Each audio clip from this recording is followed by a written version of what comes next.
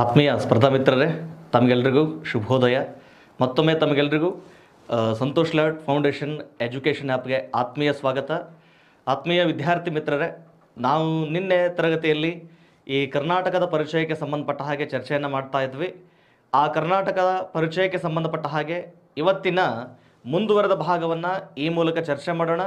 ಆತ್ಮೀಯರೇ, ತಮಗೆಲ್ಲರಿಗೂ ಇವತ್ತಿನ ಶಿವರಾತ್ರಿ ದಿನದ ಆತ್ಮೀಯ ಹೃತ್ಪೂರ್ವಕ ಅಭಿನಂದನೆಗಳು. ನಿಮಗೆಲ್ರಿಗೂ ಶಿವ ಮುಂದಿನ ವರ್ಷ ಅನ್ನೋಷ್ಟೊತ್ತಿಗೆಲ್ಲ ಒಂದು ಒಳ್ಳೆಯ ಜಾಬನ್ನು ಕರುಣಿಸಲಿ ಅಂತ ಹೇಳ್ತಾ ಇವತ್ತಿನ ಈ ತರಗತಿಯನ್ನು ಪ್ರಾರಂಭ ಮಾಡೋಣ. ಆತ್ಮೀಯರೇ, ನಿನ್ನೆ ನಾನು ಕರ್ನಾಟಕ ಪರಿಚಯಕ್ಕೆ ಸಂಬಂಧಪಟ್ಟ ಹಾಗೆ ಚರ್ಚೆ ಮಾಡ್ತಾ ಇದ್ದೆ.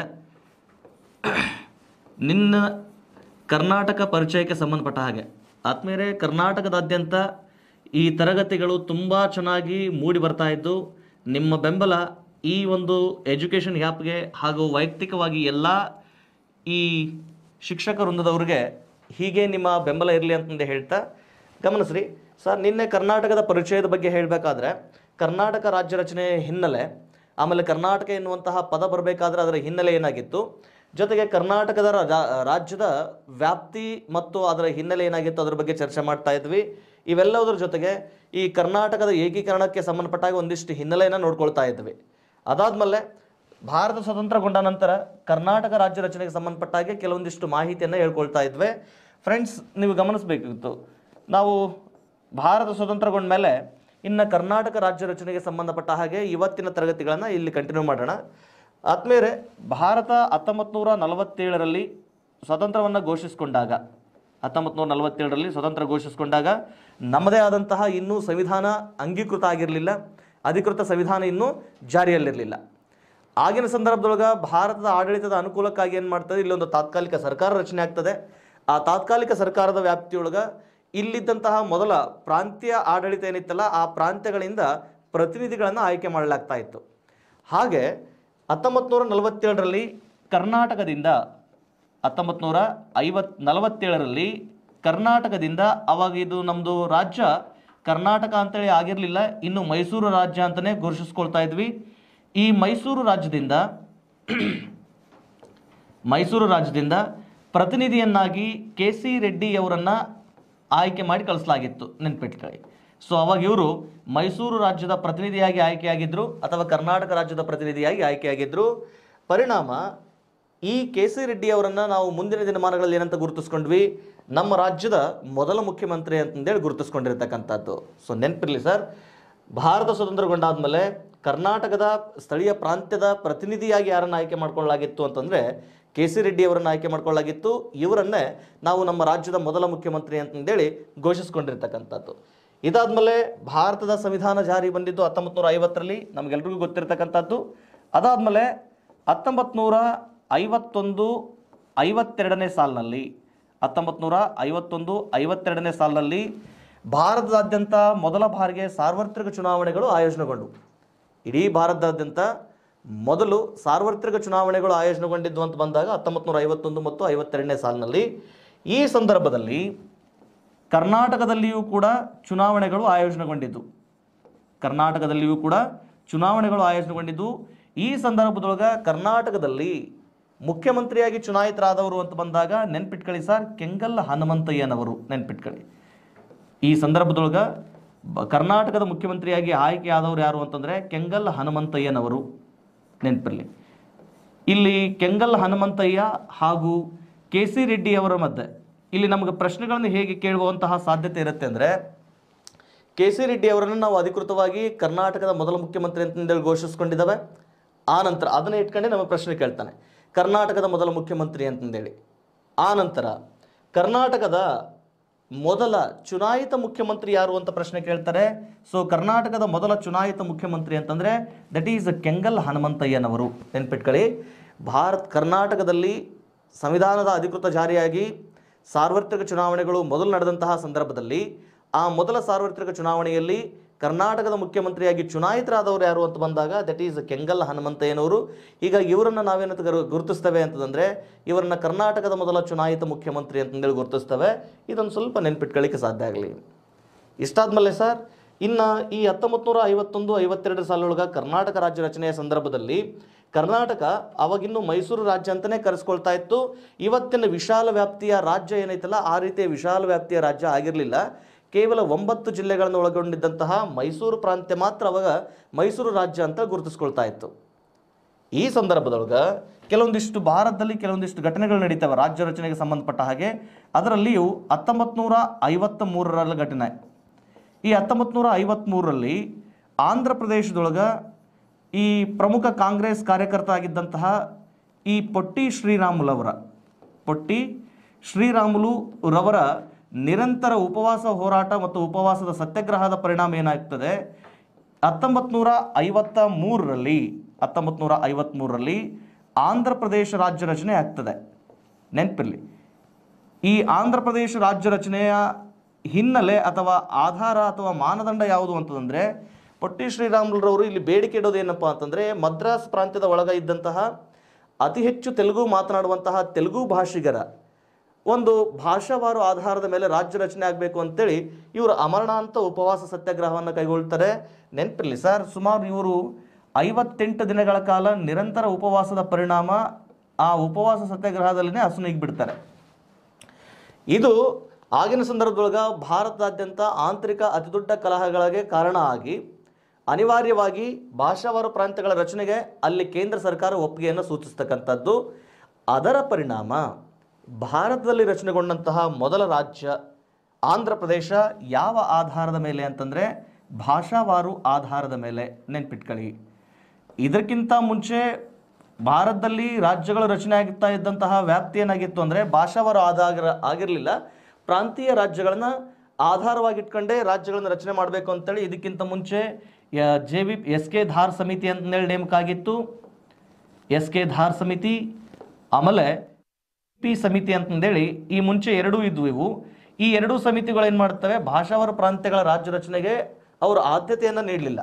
ಉದ್ದೇಶ ಬಹುಶಃ ಈ ಭಾರತ ಒಂದು ಒಕ್ಕೂಟ ರಾಷ್ಟ್ರ ಆಗಿದ್ದರಿಂದ ಒಕ್ಕೂಟ ವ್ಯವಸ್ಥೆಗೆ ಬಹುಶಃ ತೊಂದರೆ ಬರ್ಬೋದು ಏನೋ ಅಂತಂದೇಳಿ.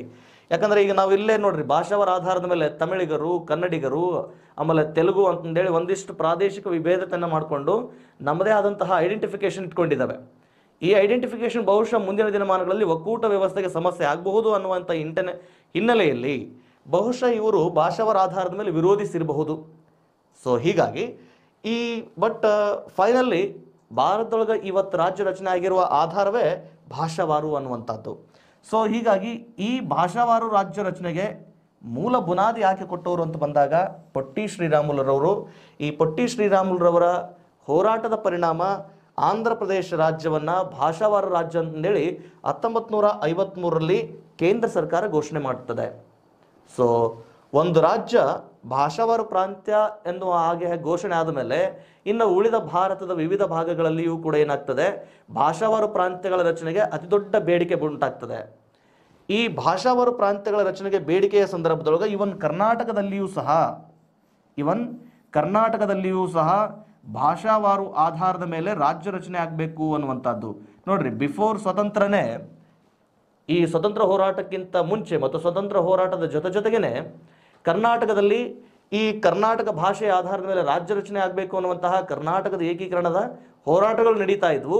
ಇನ್ನು ಈ ಒಂದು ಭಾಷಾವಾರು ರಾಜ್ಯ ರಚನೆ ಈ ಒಂದು ಕರ್ನಾಟಕ ರಾಜ್ಯ ರಚನೆಗೆ ಮತ್ತಷ್ಟು ಇಂಪು ನೀಡುತ್ತಿಲ್ಲ. ಪರಿಣಾಮ ಇಲ್ಲಿ ಕರ್ನಾಟಕದಲ್ಲಿಯೂ ಕೂಡ ಹೋರಾಟಗಳು ಪ್ರಾರಂಭ ಆಗ್ತವೆ.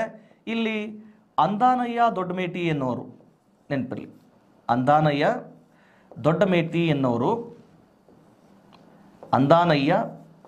ದೊಡ್ಡಮೇಟಿ ಈ ಹೆಸರನ್ನ ನೆನ್ಪಿಟ್ಕೊಳ್ಳಿ ಸರ್. ಯಾಕೆ ಅಂದರೆ ಅಂದಾನಯ್ಯ ದೊಡ್ಡಮೇಟಿಯವರು ಕರ್ನಾಟಕದಲ್ಲಿ ಭಾಷಾವಾರು ರಾಜ್ಯ ರಚನೆಗೆ ಸಂಬಂಧಿಸಿದಂತೆ ಇವರು ಕರ್ನಾಟಕದಲ್ಲಿ ಉಪವಾಸ ಸತ್ಯಾಗ್ರಹವನ್ನು ಕೈಗೊಳ್ತಾರೆ. ಯಾರಲ್ಲಿ? ಅಂದಾನಯ್ಯ ದೊಡ್ಡಮೇಟಿಯವರು ಕರ್ನಾಟಕದಲ್ಲಿ ಭಾಷಾವಾರು ರಾಜ್ಯ ರಚನೆಗೆ ಇವರು ಕೂಡ ಇಲ್ಲೇನಾಗ್ತಾರೆ, ಉಪವಾಸ ಸತ್ಯಾಗ್ರಹವನ್ನು ಕೈಗೊಳ್ತಾರೆ. ಪರಿಣಾಮ ಇದೇನಾಗ್ತದೆ, ಭಾರತದಾದ್ಯಂತ ಅತಿ ದೊಡ್ಡ ಪ್ರಮಾಣದ ಹೋರಾಟವಾಗಿ ಬಹುಶಃ ಆಂತರಿಕ ಗಲಭೆಗೆ ಕ್ರಿಯೇಟ್ ಆಗ್ತುವಂತಹ ಸಾಧ್ಯತೆ ಇರ್ತದೆ. ಇದೆಲ್ಲವನ್ನು ಗಮನಿಸಿದಂಥ ಕೇಂದ್ರ ಸರ್ಕಾರ ಏನು ಮಾಡ್ತದೆ, ಈ ಒತ್ತಡವನ್ನು ನೀಗಿಸಬೇಕು ಅಥವಾ ಈ ಒತ್ತಡವನ್ನು ಕಡಿಮೆ ಮಾಡ್ಕೋಬೇಕು ಅಂತಂದೇಳಿ ಫೈನಲ್ ಇಲ್ಲೇನು ಮಾಡ್ತದೆ, ಭಾರತದಲ್ಲಿ ಭಾಷಾವಾರು ರಾಜ್ಯಗಳ ರಚನೆಯ ಆಧಾರವನ್ನು ಇಟ್ಕೊಂಡು 1953ರಲ್ಲಿ ಭಾಷಾವಾರು ರಾಜ್ಯಗಳ ರಚನೆಗೆ ಸಂಬಂಧಿಸಿದಂತೆ ಫಜಲ್ ಅಲಿ ಆಯೋಗವನ್ನು ನೇಮಕ ಮಾಡುತ್ತೆ. ನೆನಪಿರಲಿ, ಯಾರ ಆಯೋಗ ಸರ್? ಫಜಲ್ ಅಲಿ ಆಯೋಗ. ನೋಡ್ರಿ, ಇಲ್ಲಿ ಕರ್ನಾಟಕದ ರಾಜ್ಯ ರಚನೆಯ ಹಿನ್ನೆಲೆ ಅಂತ ಬಂದಾಗ ಬಹುತೇಕ ನಮಗೆ ಆಲ್ಮೋಸ್ಟು ಎಲ್ಲ ಸಬ್ಜೆಕ್ಟ್ಗಳು ಈ ಒಂದೇ ವ್ಯಾಪ್ತಿಯೊಳಗೆ ಕವರ್ ಮಾಡಲಿಕ್ಕೆ ಪ್ರಯತ್ನ ಮಾಡಬಹುದು ಈ ಮೂಲಕ. ಎಸ್, ಈಗ ಸ್ಟಾರ್ಟಿಂಗ್ ಒಂದೀಟ್ ಇತಿಹಾಸ ಹಿನ್ನೆಲೆ ಇತ್ತು, ಈಗ ಒಂದೀಟ್ ಇಲ್ಲಿ ಸಂವಿಧಾನದ ಹಿನ್ನೆಲೆ ಇದೆ. ದೆನ್ ನೆಕ್ಸ್ಟ್ ಕರ್ನಾಟಕದ ಭೌಗೋಳಿಕ ಲಕ್ಷಣ ಅಂತ ಬಂದಾಗ ಮತ್ತೆ ಅಲ್ಲಿ ಜಾಗ್ರಫಿಯನ್ನು ಕಲ್ತ್ಕೊಳ್ಳಿಕ್ಕೆ ಸಾಧ್ಯ ಆಗ್ತದೆ. ನೋಡಿರಿ, ಈ ಫಜಲ್ ಅಲಿ ಆಯೋಗದ ರಚನೆಯ ಉದ್ದೇಶ ಭಾಷಾವಾರ ಆಧಾರದ ಮೇಲೆ ರಾಜ್ಯಗಳನ್ನು ರಚನೆ ಮಾಡಲಿಕ್ಕೆ ಕೇಂದ್ರಕ್ಕೆ ಶಿಫಾರಸು ಮಾಡಬೇಕಾಗ್ತಾ ಇದ್ದದ್ದು. ಸೊ ಇಲ್ಲಿ ಎಚ್.ಎಂ. ಕುಂಜ್ರು ಆಮೇಲೆ ಕೆ.ಎಂ. ಪಣಿಕ್ಕರ್ ಎನ್ನುವಂಥವರು ಕೂಡ ಈ ಆಯೋಗದೊಳಗೆ ಸದಸ್ಯರಾಗಿರ್ತಾರೆ. 3 ಜನರ ಸದಸ್ಯತ್ವದ ಆಯೋಗ ಅದು. ಸೊ ಈ ಫಜಲ್ ಅಲಿ ಆಯೋಗ ಇದೇನಾಗ್ತದೆ, 1953ರಲ್ಲಿ ಪ್ರಾರಂಭಗೊಂಡು 2 ವರ್ಷ ನಿರಂತರವಾಗಿ ಅಧ್ಯಯನ ಮಾಡಿ 1955ರ ಸೆಪ್ಟೆಂಬರ್ನಲ್ಲಿ ಇವರೇನು ಮಾಡ್ತಾರೆ, ಭಾಷಾವಾರು ರಾಜ್ಯಗಳ ರಚನೆಗೆ ಕೇಂದ್ರಕ್ಕೆ ಶಿಫಾರಸನ್ನು ಸಲ್ಲಿಸ್ತಾರೆ.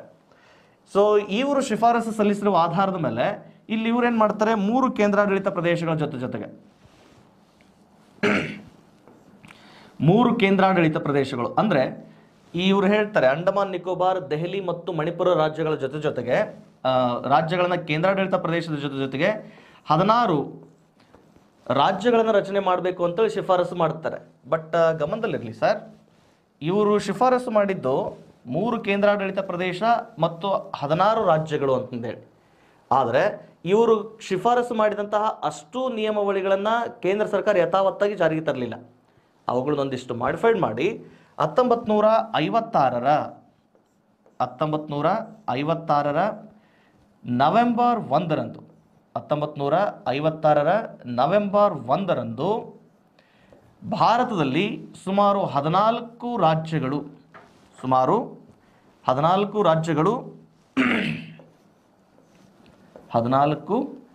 ರಾಜ್ಯಗಳು ಆಮೇಲೆ 6 ಕೇಂದ್ರಾಡಳಿತ ಪ್ರದೇಶಗಳಿಗೆ ಇವರು ಶಿಫಾರಸು ನೀಡ್ತಾರೆ. 6 ಕೇಂದ್ರಾಡಳಿತ ಪ್ರದೇಶಗಳಿಗೆ ನೆನಪಿರಲಿ.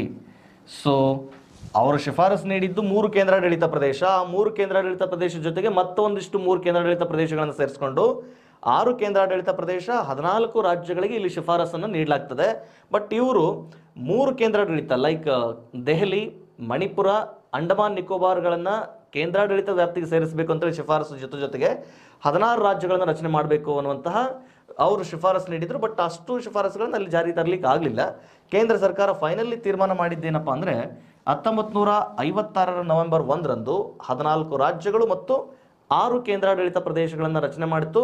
ಸೊ ಭಾರತದಲ್ಲಿ ಭಾಷೆಯ ಆಧಾರದ ಮೇಲೆ ರಚನೆಗೊಂಡಂತಹ ಮೊದಲಿಗೆ ರಾಜ್ಯಗಳ ಸಂಖ್ಯೆ ಎಷ್ಟು ಅಂತಂದರೆ 14. ನೆನ್ಪಿಟ್ಕೊಳ್ಳಿ. ಸೊ 1956 ನವೆಂಬರ್ 1ರಂದು ಭಾರತದಲ್ಲಿ ಇದ್ದಂತಹ ರಾಜ್ಯಗಳ ರಚನೆಯ ಸಂಖ್ಯೆ ಎಷ್ಟು ಅಂತಂದರೆ 14 ರಾಜ್ಯಗಳು. ಅವು ಯಾವ ಆಧಾರದ ಮೇಲೆ ಅಂದರೆ ಭಾಷೆಯ ಆಧಾರದ ಮೇಲೆ ಗಡಿಗಳನ್ನು ಗುರುತಿಸಿ ನಿರ್ಮಾಣ ಮಾಡಿಕೊಳ್ಳಾಯಿತು. ಆ 14 ರಾಜ್ಯಗಳಲ್ಲಿ ನಮ್ಮ ಕರ್ನಾಟಕವೂ ಸಹ ಒಂದು. ಈ 14 ರಾಜ್ಯಗಳಲ್ಲಿ ನಮ್ಮ ಕರ್ನಾಟಕನೂ ಕೂಡ ಒಂದಾಗಿತ್ತು. ಎಸ್, ಸೊ ಈ ಕರ್ನಾಟಕ ರಾಜ್ಯ ರಚನೆಯ ವ್ಯಾಪ್ತಿ ಅಂತ ಬಂದಾಗ ಇದರ ಹಿನ್ನೆಲೆಯನ್ನು ಈ ಥರ ಇರ್ತಕ್ಕಂಥದ್ದು ನೆನ್ಪಿಟ್ಕೊಳ್ಳಿ ಸರ್. ಕರ್ನಾಟಕ ರಾಜ್ಯ ರಚನೆ 1956ರವರೆಗೆ ಕೇವಲ 9 ಜಿಲ್ಲೆಗಳಿಗೆ ಸಂಬಂಧಪಟ್ಟಿತ್ತು. ನಾಳೆ ನಮಗೆ ಪ್ರಶ್ನೆ ಕೇಳ್ತಾನೆ, ಈಗ ಭಾಷಾವಾರ ಆಧಾರದ ಮೇಲೆ ನಮ್ಮ ರಾಜ್ಯ ರಚನೆ ಆಯ್ತು ಈಗ, ಯಾಕಂದರೆ ಈ 14 ರಾಜ್ಯಗಳಲ್ಲಿ ನಮ್ಮ ಕರ್ನಾಟಕನೂ ಕೂಡ ಸೇರ್ಪಡೆಯಾಗಿತ್ತು. ನೆನಪಿರಲಿ, ಈ ಕರ್ನಾಟಕ ರಾಜ್ಯ ರಚನೆಯ ಸಂದರ್ಭದಲ್ಲಿ ನಮಗೆ ಪ್ರಶ್ನೆ ಕೇಳ್ತಾನೆ, ಭಾಷಾವಾರ ಆಧಾರದ ಮೇಲೆ ರಾಜ್ಯ ರಚನೆಯ ಸಂದರ್ಭದಲ್ಲಿ ಕರ್ನಾಟಕದ ಮುಖ್ಯಮಂತ್ರಿಯಾಗಿದ್ದವರು ಯಾರು ಅಂತ ಪ್ರಶ್ನೆ ಕೇಳ್ತಾನೆ. ಭಾಷಾವಾರು ರಾಜ್ಯ ರಚನೆಯ ಸಂದರ್ಭದಲ್ಲಿ ಕರ್ನಾಟಕದ ಮುಖ್ಯಮಂತ್ರಿಯಾಗಿದ್ದವರು ಯಾರು ಅಂತಂದರೆ ಎಸ್ ನಿಜಲಿಂಗಪ್ಪನವರು. ನೆನ್ಪಿಟ್ಕೊಳ್ಳಿ, ಎಸ್ ನಿಜಲಿಂಗಪ್ಪನವರು ಈ ಸಂದರ್ಭದೊಳಗೆ ಕರ್ನಾಟಕದ ಕರ್ನಾಟಕದ ಮುಖ್ಯಮಂತ್ರಿಯಾಗಿದ್ದರು. ನೆನ್ಪಿಟ್ಕೊಳ್ಳಿ. ಅಷ್ಟೊತ್ತಿಗಾಗಲೇ ಕರ್ನಾಟಕದಿಂದ 2 ಮುಖ್ಯಮಂತ್ರಿಗಳು ಆಲ್ರೆಡಿ ತಮ್ಮ ಅಧಿಕಾರವನ್ನು ಮುಗಿಸ್ಕೊಂಡಿದ್ದರು. ಒಬ್ಬರು ಕೆ.ಸಿ. ರೆಡ್ಡಿಯವರು ಮೊದಲ ಮುಖ್ಯಮಂತ್ರಿ, ಕೆಂಗಲ್ ಹನುಮಂತಯ್ಯನವರು ಇವರು ಮೊದಲ ಚುನಾಯಿತ ಮುಖ್ಯಮಂತ್ರಿ, ಭಾಷಾವಾರು ರಾಜ್ಯ ರಚನೆಯ ಸಂದರ್ಭದೊಳಗೆ ಕರ್ನಾಟಕದಲ್ಲಿ ಮುಖ್ಯಮಂತ್ರಿಯಾಗಿದ್ದವರು ಅಂತ ಬಂದಾಗ ಎಸ್ ನಿಜಲಿಂಗಪ್ಪನವರು. ಓಕೆನಾ? ಇಷ್ಟು ಇಲ್ಲಿ ನಾವು ಸ್ವಲ್ಪ ಗಮನಿಸಬೇಕಾಗಿರ್ತಕ್ಕಂತಹ ಅಂಶಗಳು. ಜೊತೆಗೆ ಈಗ ಕರ್ನಾಟಕ ರಾಜ್ಯ ರಚನೆಯ ಸಂದರ್ಭ ಭಾಷಾವಾರು ಆಧಾರದಲ್ಲಿ ರಚನೆ ಆಗಬೇಕಾದ್ರೆ ಈಗ ಮೊದಲೇನಾಗಿತ್ತು, ಕರ್ನಾಟಕ ಕೇವಲ 9 ಜಿಲ್ಲೆಗಳನ್ನು ಒಳಗೊಂಡಿದ್ದಂತಹ ಮೈಸೂರು ರಾಜ್ಯ ಮಾತ್ರ ಆಗಿತ್ತು. ಬಟ್ ಭಾಷೆಯ ಆಧಾರ ಅಂತ ಬಂದಾಗ ನಮ್ಮ ಕನ್ನಡ ಮಾತನಾಡುವಂತಹ ಭಾಷಿಗರು ಇವನ್ ಮುಂಬೈ ಪ್ರಾಂತ್ಯಕ್ಕೂ ಸಂಬಂಧಪಟ್ಟಿದ್ದರು. ಅದು ಈಗಿನ ಕಿತ್ತೂರು ಕರ್ನಾಟಕ. ಆನಂತರ ಹೈದರಾಬಾದ್ ಕರ್ನಾಟಕದ ವ್ಯಾಪ್ತಿಯೊಳಗಿದ್ರು, ಅದು ಈಗ ಕಲ್ಯಾಣ ಕರ್ನಾಟಕ. ಜೊತೆಗೆ ಮದ್ರಾಸ್ ಪ್ರಾಂತ್ಯ, ಆಮೇಲೆ ಕೂರ್ಗ್, ಹೀಗೆ ಬೇರೆ ಬೇರೆ 4 ಭಾಗಗಳಲ್ಲಿ ವಿಂಗಡಣೆ ಆಗಿತ್ತು. ಇವಾಗ ಏನು ಮಾಡಿದ್ರು, ಕರ್ನಾಟಕ ರಾಜ್ಯ ರಚನೆಯ ವ್ಯಾಪ್ತಿಯನ್ನು ಮತ್ತಷ್ಟು ವಿಸ್ತಾರ ಮಾಡ್ಕೊಳ್ಳಿಕ್ಕೆ ಪ್ರಯತ್ನ ಮಾಡಿದರು. ಅಂದರೆ ಎಲ್ಲೆಲ್ಲಿ ಕನ್ನಡಿಗರ ಭಾಷಾ ಸ್ವಾಮ್ಯತೆ ಹೆಚ್ಚಾಗಿದೆಯೋ ಅಷ್ಟು ಭೂಪ್ರದೇಶಗಳಿಗೆ ಗಡಿಗಳನ್ನು ಹಾಕಿ ಅದೊಂದು ಕರ್ನಾಟಕ ರಾಜ್ಯ ರಚನೆ ಮಾಡಬೇಕು ಅಂತಂದೇಳಿ ಈ ಸಂದರ್ಭದೊಳಗೆ ಪ್ರಯತ್ನ ಮಾಡಿದರು. ಈ ಸಂದರ್ಭದಲ್ಲಿ ಭಾಷಾವಾರು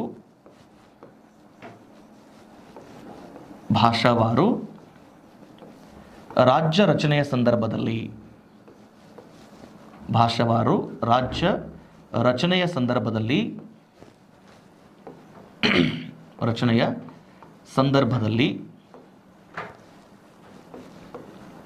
ಸಂದರ್ಭದಲ್ಲಿ ಕರ್ನಾಟಕಕ್ಕೆ ಬಳುವಳಿಯಾಗಿ ಬಂದ ಜಿಲ್ಲೆಗಳು, ಕರ್ನಾಟಕಕ್ಕೆ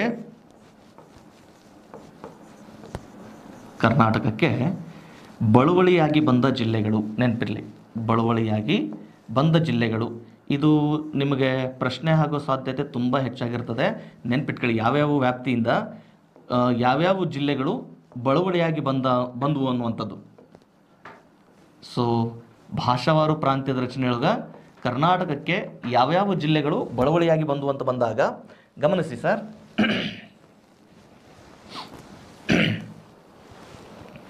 ಈ ಸಂದರ್ಭದೊಳಗೆ ಬಳುವಳಿಯಾಗಿ ಬಂದ ಜಿಲ್ಲೆಗಳು ಅಂತ ಬಂದಾಗ ನೆನಪಿರಲಿ ಸರ್, ಫಸ್ಟು ಮುಂಬೈ ಪ್ರೆಸಿಡೆನ್ಸಿಯಿಂದ ಕರ್ನಾಟಕಕ್ಕೆ ಬಳುವಳಿಯಾಗಿ ಬಂದ ಜಿಲ್ಲೆಗಳು. ಮುಂಬೈ ಪ್ರೆಸಿಡೆನ್ಸಿ, ಓಕೆನಾ? ಈ ಮುಂಬೈ ಪ್ರೆಸಿಡೆನ್ಸಿಯಿಂದ ಕರ್ನಾಟಕಕ್ಕೆ ಬಳುವಳಿಯಾಗಿ ಬಂದಂತಹ ಜಿಲ್ಲೆಗಳು ಅಂತ ಬಂದಾಗ ನೆನಪಿರಲಿ ಸರ್, ಬೆಳಗಾವಿ, ಆನಂತರ ಉತ್ತರ ಕನ್ನಡ, ಆನಂತರ ಇದೇ ಸಂದರ್ಭದೊಳಗೆ ಬಳುವಳಿಯಾಗಿ ಬಂದಂತಹ ಜಿಲ್ಲೆಗಳು ಅಂತ ಬಂದಾಗ ವಿಜಯಪುರ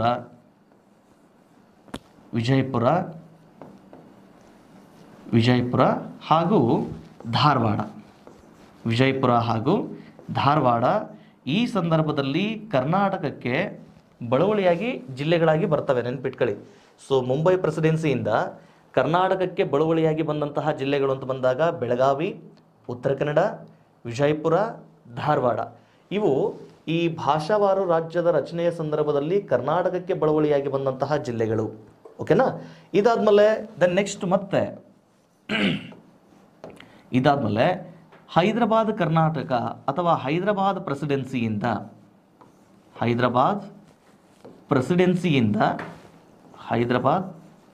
ಪ್ರೆಸಿಡೆನ್ಸಿಯಿಂದ ಮತ್ತೆ ಕರ್ನಾಟಕಕ್ಕೆ ಬಳುವಳಿಯಾಗಿ ಬಂದಂತಹ ಜಿಲ್ಲೆಗಳು ಅಂತ ಬಂದಾಗ ನೆನಪಿರಲಿ, ಬೀದರ್, ಎರಡನೇದು ಕಲಬುರಗಿ, ಈಗಿನ ಕಲಬುರಗಿ, ಆಗಿನ ಗುಲ್ಬರ್ಗ. ಓಕೆನಾ? ದೆನ್ ಮೂರನೇದು ರಾಯಚೂರು. ಈ 3 ಜಿಲ್ಲೆಗಳು ಈ ಹೈದರಾಬಾದ್ ಪ್ರೆಸಿಡೆನ್ಸಿಯಿಂದ ಕರ್ನಾಟಕಕ್ಕೆ ಬಳುವಳಿಯಾಗಿ ಬಂದಂತಹ ಜಿಲ್ಲೆಗಳು. ನೆನಪಿರಲಿ ಸರ್, ಹೈದರಾಬಾದ್ ಪ್ರೆಸಿಡೆನ್ಸಿ ಅಂದ ತಕ್ಷಣ ನಮಗೆ ಇವತ್ತು ಬಳ್ಳಾರಿಯನ್ನು ನಾವು ಗಮನಿಸ್ಕೊಳ್ತೇವೆ. ಆದರೆ ಬಳ್ಳಾರಿ ಇದು ಕರ್ನಾಟಕಕ್ಕೆ ಬಳುವಳಿಯಾಗಿ ಬಂದಂತಹ ಜಿಲ್ಲೆ ಆಗಿರಲಿಲ್ಲ. ಇದು ಹೈದರಾಬಾದ್ ಪ್ರೆಸಿಡೆನ್ಸಿಯಿಂದ ಬಳುವಳಿಯಾಗಿ ಬಂದಂತಹ ಜಿಲ್ಲೆ ಆಗಿರಲಿಲ್ಲ. ಈ ಕರ್ನಾಟಕಕ್ಕೆ ಹೈದರಾಬಾದ್ ಪ್ರೆಸಿಡೆನ್ಸಿಯಿಂದ ಬಳುವಳಿಯಾಗಿ ಬಂದಂತಹ ಜಿಲ್ಲೆಗಳು ಅಂತಂದರೆ ಬೀದರ್, ಕಲಬುರಗಿ, ರಾಯಚೂರು. ಈ 3 ಜಿಲ್ಲೆಗಳು ನಮ್ಮ ಕರ್ನಾಟಕಕ್ಕೆ ಬಳುವಳಿಯಾಗಿ ಬಂದಂತಹ ಜಿಲ್ಲೆಗಳಾಗಿದ್ದವು. ಇವುಗಳ ಜೊತೆಗೆ ಮೂರನೇದು ಮದ್ರಾಸ್ ಪ್ರೆಸಿಡೆನ್ಸಿಯಿಂದ ಕರ್ನಾಟಕಕ್ಕೆ ಬಳುವಳಿಯಾಗಿ ಬಂದಂತಹ ಜಿಲ್ಲೆಗಳು. ಮದ್ರಾಸ್ ಪ್ರೆಸಿಡೆನ್ಸಿಯಿಂದ ಕರ್ನಾಟಕಕ್ಕೆ ಬಳುವಳಿಯಾಗಿ ಬಂದಂತಹ ಜಿಲ್ಲೆಗಳು ಅಂತ ಬಂದಾಗ ನೆನಪಿರಲಿ, ಇದರಲ್ಲಿ ಮೊದಲನೇದು ದಕ್ಷಿಣ ಕನ್ನಡ. ನೆನಪಿರಲಿ, ದಕ್ಷಿಣ ಕನ್ನಡ, ಆನಂತರ ಬಳ್ಳಾರಿ. ದಕ್ಷಿಣ ಕನ್ನಡ ಮತ್ತು ಬಳ್ಳಾರಿ ಇದು ಕರ್ನಾಟಕಕ್ಕೆ ಮದ್ರಾಸ್ ಪ್ರೆಸಿಡೆನ್ಸಿಯಿಂದ ಬಳುವಳಿಯಾಗಿ ಬಂದಂತಹ ಜಿಲ್ಲೆಗಳು. ನೆನಪಿರಲಿ, ನಮಗೆ ಬಹುಶಃ ಈ ಭಾಗದಲ್ಲಿ ಕನ್ಫ್ಯೂಷನ್ಸ್ ಆಗ್ತಿರ್ತದೆ. 2013ರ ನಂತರ ಕರ್ನಾಟಕಕ್ಕೆ ಸಿಕ್ಕಂತಹ ಈ 371J ಕಲಂನ ಹೈದರಾಬಾದ್ ಕರ್ನಾಟಕ ವಿಶೇಷ ಸ್ಥಾನಮಾನದ ಸಂದರ್ಭದಲ್ಲಿ ಬಳ್ಳಾರಿ ಹೈದರಾಬಾದ್ ಕರ್ನಾಟಕದ ವ್ಯಾಪ್ತಿಗೆ ಸೇರ್ಪಡೆಗೊಂಡಿತ್ತು. ಆದರೆ ಬಳ್ಳಾರಿ ಇದು ಕರ್ನಾಟಕ ರಾಜ್ಯಕ್ಕೆ ಸೇರ್ಪಡೆಯಾಗಿದ್ದು ಯಾವ ಪ್ರದೇಶದ ವ್ಯಾಪ್ತಿಯಿಂದ ಅಂತ ಬಂದಾಗ ಮದ್ರಾಸ್ ಪ್ರೆಸಿಡೆನ್ಸಿಯ ವ್ಯಾಪ್ತಿಯಿಂದ ಬಳ್ಳಾರಿ ಈ ಭಾಷಾವಾರು ಪ್ರಾಂತ್ಯದ ಸಂದರ್ಭದೊಳಗೆ ಕರ್ನಾಟಕಕ್ಕೆ ಬಂದು ಸೇರಿಕೊಂಡಿತ್ತು. ಯಾಕಂದರೆ ಬಳ್ಳಾರಿ ಬಹುತೇಕ ಈ ಭಾಗದೊಳಗೆ ಇಲ್ಲಿ ತೆಲುಗು ಮಾತನಾಡತಕ್ಕಂಥವರ ಸಂಖ್ಯೆ ಅತಿ ಹೆಚ್ಚಾಗಿದೆ. ಹೀಗಾಗಿ ಇದನ್ನು ಆಂಧ್ರ ಪ್ರದೇಶದ ವ್ಯಾಪ್ತಿಗೆ ಸೇರ್ಪಡೆ ಆಗಬೇಕು ಅನ್ನುವಂಥದ್ದಾಗಿತ್ತು. ಆಗಿನ ಭಾಷಾವಾರು ರಚನೆಯ ಸಂದರ್ಭದೊಳಗೆ ಕರ್ನೂಲನ್ನು ಆಂಧ್ರ ಪ್ರದೇಶದಲ್ಲಿ ಉಳಿಸ್ಕೊಂಡ್ರು, ಬಳ್ಳಾರಿಯನ್ನು ಕರ್ನಾಟಕಕ್ಕೆ ಬಿಟ್ಕೊಟ್ರು. ಈ ಬಳ್ಳಾರಿಯೊಳಗನೂ ಕನ್ನಡ ತೆಲುಗು ಮಾತನಾಡೋರು ಇದ್ದಾರೆ, ಕರ್ನೂಲಲ್ಲಿಯೂ ಕೂಡ ಕನ್ನಡ ತೆಲುಗು ಮಾತನಾಡೋರು ಇದ್ದಾರೆ. ಆದರೆ ಕರ್ನೂಲನ್ನು ಆಂಧ್ರ ಪ್ರದೇಶಕ್ಕೆ ಸೇರ್ಪಡೆ ಮಾಡಿದ್ರು, ಬಳ್ಳಾರಿಯನ್ನು ಕರ್ನಾಟಕದಲ್ಲಿನೇ ಉಳಿಸ್ಕೊಂಡ್ರು. ಸೊ ಈ ಮೊದಲು ಆಂಧ್ರ ಪ್ರದೇಶ ಮೊದಲೆಲ್ಲ ಇತ್ತಿದ್ದು ಮದ್ರಾಸ್ ಪ್ರೆಸಿಡೆನ್ಸಿಯ ವ್ಯಾಪ್ತಿಯೊಳಗಿತ್ತಲ್ವ, ಪರಿಣಾಮ ಇದನ್ನು ಮದ್ರಾಸ್ ಪ್ರೆಸಿಡೆನ್ಸಿಯಿಂದ ಬಳುವಳಿಯಾಗಿ ಬಂದ ಜಿಲ್ಲೆ ಅಂತಂದೇಳಿ ನಾವು ಪರಿಗಣಿಸ್ತಕ್ಕಂಥದ್ದು. ಅದಾದಮೇಲೆ 4ನೇದು ಕೂರ್ಗ್ ಪ್ರಾಂತ್ಯ. ಇದು ಸ್ವತಂತ್ರ ಪ್ರಾಂತ್ಯ ಆಗಿತ್ತಿದು ಕೂರ್ಗ್. ಈ ಕೂರ್ಗ್ ಇದು ಆಮೇಲೆ ಕರ್ನಾಟಕಕ್ಕೆ ಬಂದು ಸೇರಿದ ನಂತರ ಕೊಡಗು ಆಗಿ ಇದು ಕರ್ನಾಟಕದ ಜಿಲ್ಲೆ ಅಥವಾ ಕರ್ನಾಟಕ ರಾಜ್ಯವನ್ನು ಸೇರ್ಕೊಳ್ತು.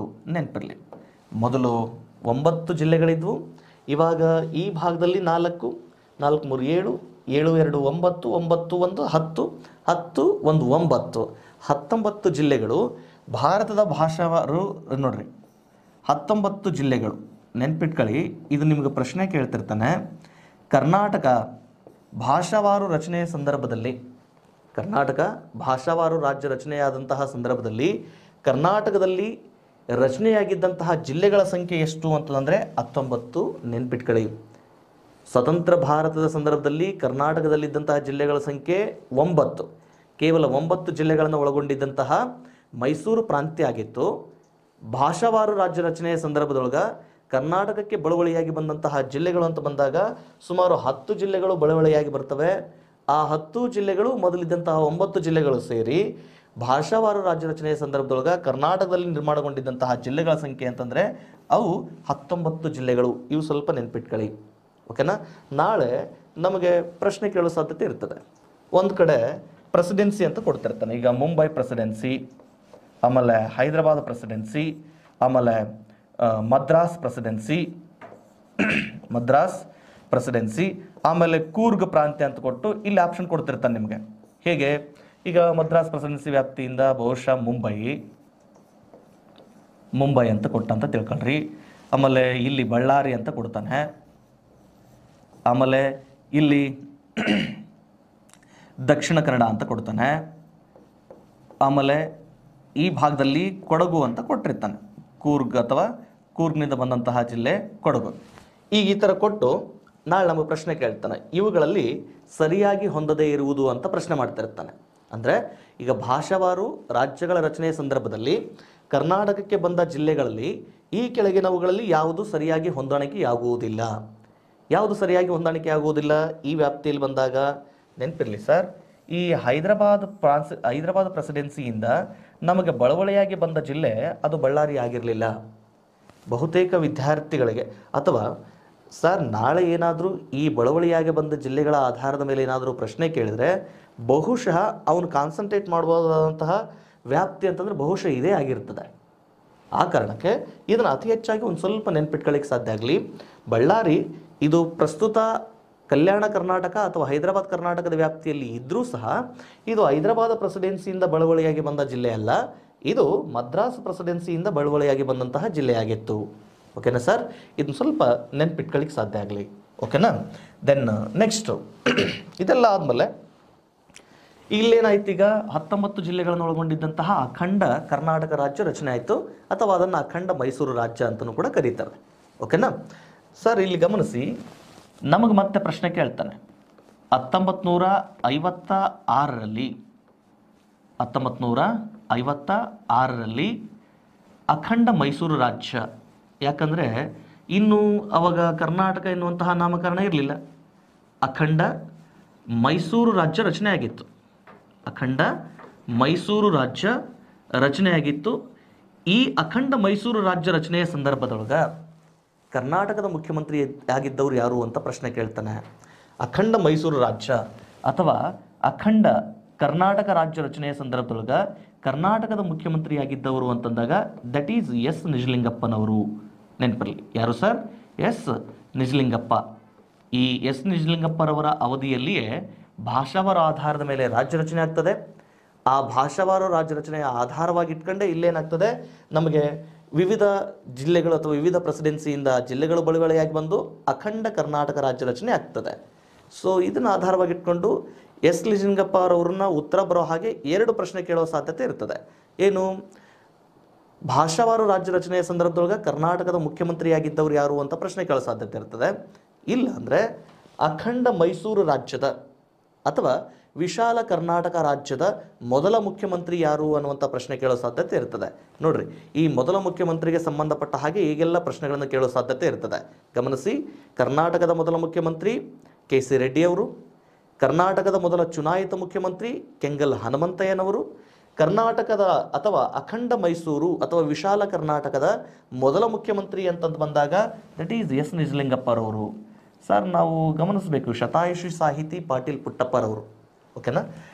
ಅವರು ಕೂಡ 2020ರಲ್ಲೇ ತೀರ್ಕೊಂಡ್ರು. ಯಾರು ಸರ್? ಪಾಟೀಲ್ ಪುಟ್ಟಪ್ಪ. ನೆನಪಿರಲಿ, ಶತಾಯುಷಿ ಸಾಹಿತಿ ಪಾಟೀಲ್ ಪುಟ್ಟಪ್ಪರವರು ಇವರು ಅಭಿಪ್ರಾಯ ಪಡ್ತಾರೆ. ಯಾಕಂದರೆ ಕೆಂಗಲ್ ಹನುಮಂತಯ್ಯನವರು ಆಮೇಲೆ ಕೆ.ಸಿ. ರೆಡ್ಡಿಯವರು ಕರ್ನಾಟಕದ ಮುಖ್ಯಮಂತ್ರಿ ಆಗಿದ್ದಂಥ ಸಂದರ್ಭದೊಳಗೆ ಅಖಂಡ ರಾಜ್ಯ ರಚನೆ ಆಗಿರಲಿಲ್ಲ, ಕರ್ನಾಟಕದ ಸಂಪೂರ್ಣವಾದಂತಹ ನಕಾಶೆ ರಚನೆ ಆಗಿರಲಿಲ್ಲ. ಅಖಂಡ ರಾಜ್ಯ ರಚನೆ ಆಗಿದ್ದು ಯಾರ ಅವಧಿಯೊಳಗೆ ಅಂದರೆ ಎಸ್ ನಿಜಲಿಂಗಪ್ಪರವರ ಅವಧಿಯೊಳಗೆ. ಹಾಗಾಗಿ ಕರ್ನಾಟಕದ ಮೊದಲ ಮುಖ್ಯಮಂತ್ರಿ ಎಸ್ ನಿಜಲಿಂಗಪ್ಪರವರನ್ನೇ ಕರಿಬೇಕು ಅಂತೇಳಿ ಅವರು ಅಭಿಪ್ರಾಯ ಪಡ್ತಾರೆ ಮತ್ತು ಶಿಫಾರಸು ಮಾಡ್ತಾರೆ. ಬಟ್ ಅದನ್ನು ನಾವು ಶಿಫಾರಸನ್ನ ಬಹುಶಃ ಸರ್ಕಾರ ಒಪ್ಕೊಳ್ಳಿಕ್ಕೆ ತಯಾರಾಗಿರಲಿಲ್ಲ. ಆ ಆಧಾರದ ಮೇಲೆ ಇದನ್ನು ಸ್ವಲ್ಪ ಗಮನಿಸ್ಕೊಳ್ಳಿ. ಅಥವಾ ಇದನ್ನೇ ಆಧಾರವಾಗಿಟ್ಕೊಂಡು ನಮಗೆ ಪ್ರಶ್ನೆ ಕೇಳ್ತಿರ್ತಾರೆ, ಕರ್ನಾಟಕದ ಮೊದಲ ಮುಖ್ಯಮಂತ್ರಿ ಎಸ್ ನಿಜಲಿಂಗಪ್ಪರವರು ಎಂದು ಶಿಫಾರಸು ನೀಡಿದ ಸಾಹಿತಿ ಯಾರು ಅಂತ ಪ್ರಶ್ನೆ ಮಾಡ್ತಿರ್ತಾರೆ. ಸೊ ಆ ರೀತಿ ನಿಜಲಿಂಗಪ್ಪರವರನ್ನೇ ಕರ್ನಾಟಕದ ಮೊದಲ ಮುಖ್ಯಮಂತ್ರಿಯನ್ನಾಗಿ ಘೋಷಿಸಬೇಕು ಎನ್ನುವ ಶಿಫಾರಸನ್ನು ನೀಡಿದ ಸಾಹಿತಿ ಅಂತಂದರೆ ದಟ್ ಈಸ್ ಪಾಟೀಲ್ ಪುಟ್ಟಪ್ಪನವರು. ಓಕೆನಾ? ಈ ಥರದೆಲ್ಲ ಪ್ರಶ್ನೆಗಳನ್ನು ಕೇಳೋ ಸಾಧ್ಯತೆ ಇರ್ತದೆ. ಇವೆಲ್ಲವನ್ನು ಒಂದು ಸ್ವಲ್ಪ ನೆನ್ಪಿಟ್ಕೊಳ್ಳಿಕ್ಕೆ ಸಾಧ್ಯ ಆಗಲಿ. ಸೊ ಕರ್ನಾಟಕದ ಮುಖ್ಯಮಂತ್ರಿಗಳಿಗೆ ಸಂಬಂಧಪಟ್ಟ ಹಾಗೆ ಇನ್ನೊಂದು ಸಾರ್ತಿ ರಿಪೀಟ್ ಮಾಡ್ತೀನಿ, ಕರೆಕ್ಟಾಗಿ ನೆನ್ಪಿಟ್ಕೊಳ್ಳಿ. ಕರ್ನಾಟಕದ ಮೊದಲ ಮುಖ್ಯಮಂತ್ರಿ ಕೆ.ಸಿ. ರೆಡ್ಡಿ, ಕರ್ನಾಟಕದ ಮೊದಲ ಚುನಾಯಿತ ಮುಖ್ಯಮಂತ್ರಿ ಕೆಂಗಲ್ ಹನುಮಂತಯ್ಯನವರು, ಅಖಂಡ ಕರ್ನಾಟಕ ಅಥವಾ ವಿಶಾಲ ಮೈಸೂರು ರಾಜ್ಯದ ಮೊದಲ ಮುಖ್ಯಮಂತ್ರಿ ಎಸ್ ನಿಜಲಿಂಗಪ್ಪನವರು. ಆಮೇಲೆ ಎಸ್ ನಿಜಲಿಂಗಪ್ಪನವರನ್ನೇ ಕರ್ನಾಟಕದ ಮೊದಲ ಮುಖ್ಯಮಂತ್ರಿ ಅಂತಂದೇಳಿ ಶಿಫಾರಸು ನೀಡಿದವರು ಯಾರು ಅಂತಂದರೆ ಪಾಟೀಲ್ ಪುಟ್ಟಪ್ಪ ಸಾಹಿತಿಯವರು. ಓಕೆನಾ? ಇಷ್ಟೆಲ್ಲ ಆದಮೇಲೆ ಇನ್ನು ಕರ್ನಾಟಕ ರಾಜ್ಯ ರಚನೆಯ ಇನ್ನೂ ಅಂತಿಮ ಆಗಿಲ್ಲ. ಇಲ್ಲಿಯವರೆಗೂ ಈಗ ರಾಜ್ಯ ರಚನೆಯ ಸಂದರ್ಭದೊಳಗೆ ಇನ್ನೂ ನಾವು ಇದನ್ನೇನಂತ ಕರಿತಾ ಇದ್ವಿ, ಇದನ್ನು ನಾವು ಮೈಸೂರು ರಾಜ್ಯ ಅಂತಲೇ ಕರಿತಾ ಇದ್ವಿ. ನೋಡ್ರಿ, ಈ ಮೈಸೂರು ರಾಜ್ಯ ಅಂತಲೇ ಕರಿತಾ ಇದ್ವಿ. ದೆನ್ ನೆಕ್ಸ್ಟು ಈ ಮೈಸೂರು ರಾಜ್ಯ ಕೇವಲ ಒಂದು ಪ್ರಾದೇಶಿಕ ಭೂ ವಿಭಾಗಕ್ಕೆ ಸಂಬಂಧಪಟ್ಟಂತಹ ಹೆಸರು ಆಗಿದ್ದರಿಂದ ಇಡೀ ಕನ್ನಡ ಮಾತನಾಡುವಂತಹ ಬಯಲು ಸೀಮೆ, ಮಲೆನಾಡು, ಆನಂತರ ದಕ್ಷಿಣದ ಭೂಭಾಗ ಇವೆಲ್ಲವುದಕ್ಕೂ ಹೋಲಿಕೆಯಾಗುವಂತಹ ರಾಜ್ಯವನ್ನು ಪ್ರತಿನಿಧಿಸುವ ಒಂದು ಹೆಸರನ್ನು ಗುರುತಿಸಬೇಕು ಅಂತಂದೇಳಿ 1972ರ ಸಂದರ್ಭದೊಳಗೆ ಡಿ ದೇವರಾಜ ಅರಸೂರವರ ಕರ್ನಾಟಕದ ಮುಖ್ಯಮಂತ್ರಿಯ ಅವಧಿಯ ಸಂದರ್ಭದೊಳಗೆ ನಮ್ಮ ರಾಜ್ಯಕ್ಕೊಂದೇನಾದರೂ ಒಳ್ಳೆಯ ಹೆಸರನ್ನು ನಾಮಕರಣ ಮಾಡಬೇಕು ಅಂತಂದೇಳಿ ಸಮಿತಿಯನ್ನು ನೇಮಕ ಮಾಡಲಾಗ್ತದೆ. ಆ ಸಂದರ್ಭದಲ್ಲಿ ಇಲ್ಲಿ ಸಾಹಿತಿ ಚದುರಂಗರವರು, ನೆನಪಿರಲಿ, ಸಾಹಿತಿ ಚದುರಂಗರವರು ಕರ್ನಾಟಕ ಅಥವಾ ಮೈಸೂರು ರಾಜ್ಯಕ್ಕೆ ಕರ್ನಾಟಕ ಎಂದು ನಾಮಕರಣ ಮಾಡ್ರಿ ಅಂತೇಳಿ ಶಿಫಾರಸು ನೀಡ್ತಾರೆ. ನೆನ್ಪಿಟ್ಕೊಳ್ಳಿ, ಕರ್ನಾಟಕ ಪದದ ಶಿಫಾರಸು ನೀಡಿದವರು ಅಂತ ಬಂದಾಗ ನೆನ್ಪಿರಲಿ, ಕರ್ನಾಟಕ ಪದದ ಶಿಫಾರಸು ನೀಡಿದವರು ಯಾರು ಅಂತ ಬಂದಾಗ ಸಾಹಿತಿ ಚದುರಂಗರವರು. ನೆನ್ಪಿರಲಿ, ಇದನ್ನು ನಿಮ್ಗೆ ಪ್ರಶ್ನೆ ಕೇಳೋ ಸಾಧ್ಯತೆ ಇರ್ತದೆ. ನಮಗೆಲ್ಲರೂ ಇದುವರೆಗೂ ಗಮನಿಸಿದ್ದೇವೆ, ದೇವರಾಜ್ ಅರಸುರವರು ಮೈಸೂರು ರಾಜ್ಯಕ್ಕೆ ಕರ್ನಾಟಕ ಎಂದು ಮರುನಾಮಕರಣ ಮಾಡಿದರು ಅಂತೇಳಿ ಇದುವರೆಗೂ ಗಮನಿಸ್ಕೊಂಡಿದ್ದಾನೆ. ಆದರೆ ಈ ದೇವರಾಜ್ ಅರಸುರವರಿಗೆ ಮೈಸೂರು ರಾಜ್ಯಕ್ಕೆ ಕರ್ನಾಟಕ ಎಂದು ನಾಮಕರಣ ಮಾಡ್ರಿ ಅಂತೇಳಿ ಶಿಫಾರಸು ಮಾಡಿದ ಸಾಹಿತಿ ಅಂತ ಯಾರು ಅಂತ ಬಂದಾಗ ದಟ್ ಈಸ್ ಚದುರಂಗರವರು. ಇದನ್ನು ಸ್ವಲ್ಪ ನೆನ್ಪಿಟ್ಕೊಳ್ಳಿ. ಸೊ ಆ ನಂತರ ಈ ಚದುರಂಗರವರು ಶಿಫಾರಸು ಮಾಡಿದಂತಹ ಕರ್ನಾಟಕವನ್ನು ಅಥವಾ ಕರ್ನಾಟಕ ಎಂಬ ಪದವನ್ನು ಆಧಾರವಾಗಿಟ್ಕೊಂಡು ಕರ್ನಾಟಕ ಸರ್ಕಾರ 1973 ನವೆಂಬರ್ 1ರಂದು ಯಾಕೆ ನವೆಂಬರ್ 1ರಂದೇ ಪರಿಗಣಿಸಬೇಕಾಯಿತು ಅಂದರೆ ಈ ಭಾಷಾವಾರು ರಾಜ್ಯ ರಚನೆ 1956 ನವೆಂಬರ್ 1ರಂದೇ ಆಗಿತ್ತು. ನೆನಪಿರಲಿ, ಭಾಷಾವಾರು ರಾಜ್ಯ ರಚನೆ 1956 ನವೆಂಬರ್ 1 ಆಗಿತ್ತು. ಅದೇ ಕಾರಣಕ್ಕಾಗಿ 1973ರಲ್ಲಿ ಇಲ್ಲಿ ದೇವರಾಜ ಅರಸುರವರು ಏನು ಮಾಡ್ತಾರೆ, ನವೆಂಬರ್ 1ರಂದೇ ಮೈಸೂರು ರಾಜ್ಯಕ್ಕೆ ಕರ್ನಾಟಕ ಎಂದು ನಾಮಕರಣ ಮಾಡ್ತಾರೆ. ನೆನಪಲ್ಲಿ, ಮೈಸೂರು ರಾಜ್ಯಕ್ಕೆ ಕರ್ನಾಟಕ ಎಂದು ನಾಮಕರಣ ಮಾಡ್ತಾರೆ. ಕರ್ನಾಟಕ ಅಥವಾ ಇದೇ ಸಂದರ್ಭದೊಳಗೆ ಇದನ್ನು ಕರುನಾಡು ಅಂತಂದೇಳಿ ಕೂಡ ಈ ರಾಜ್ಯಕ್ಕೆ ನಾಮಕರಣ ಆಗ್ತದೆ. ನೆನ್ಪಿಟ್ಕೊಳ್ಳಿ.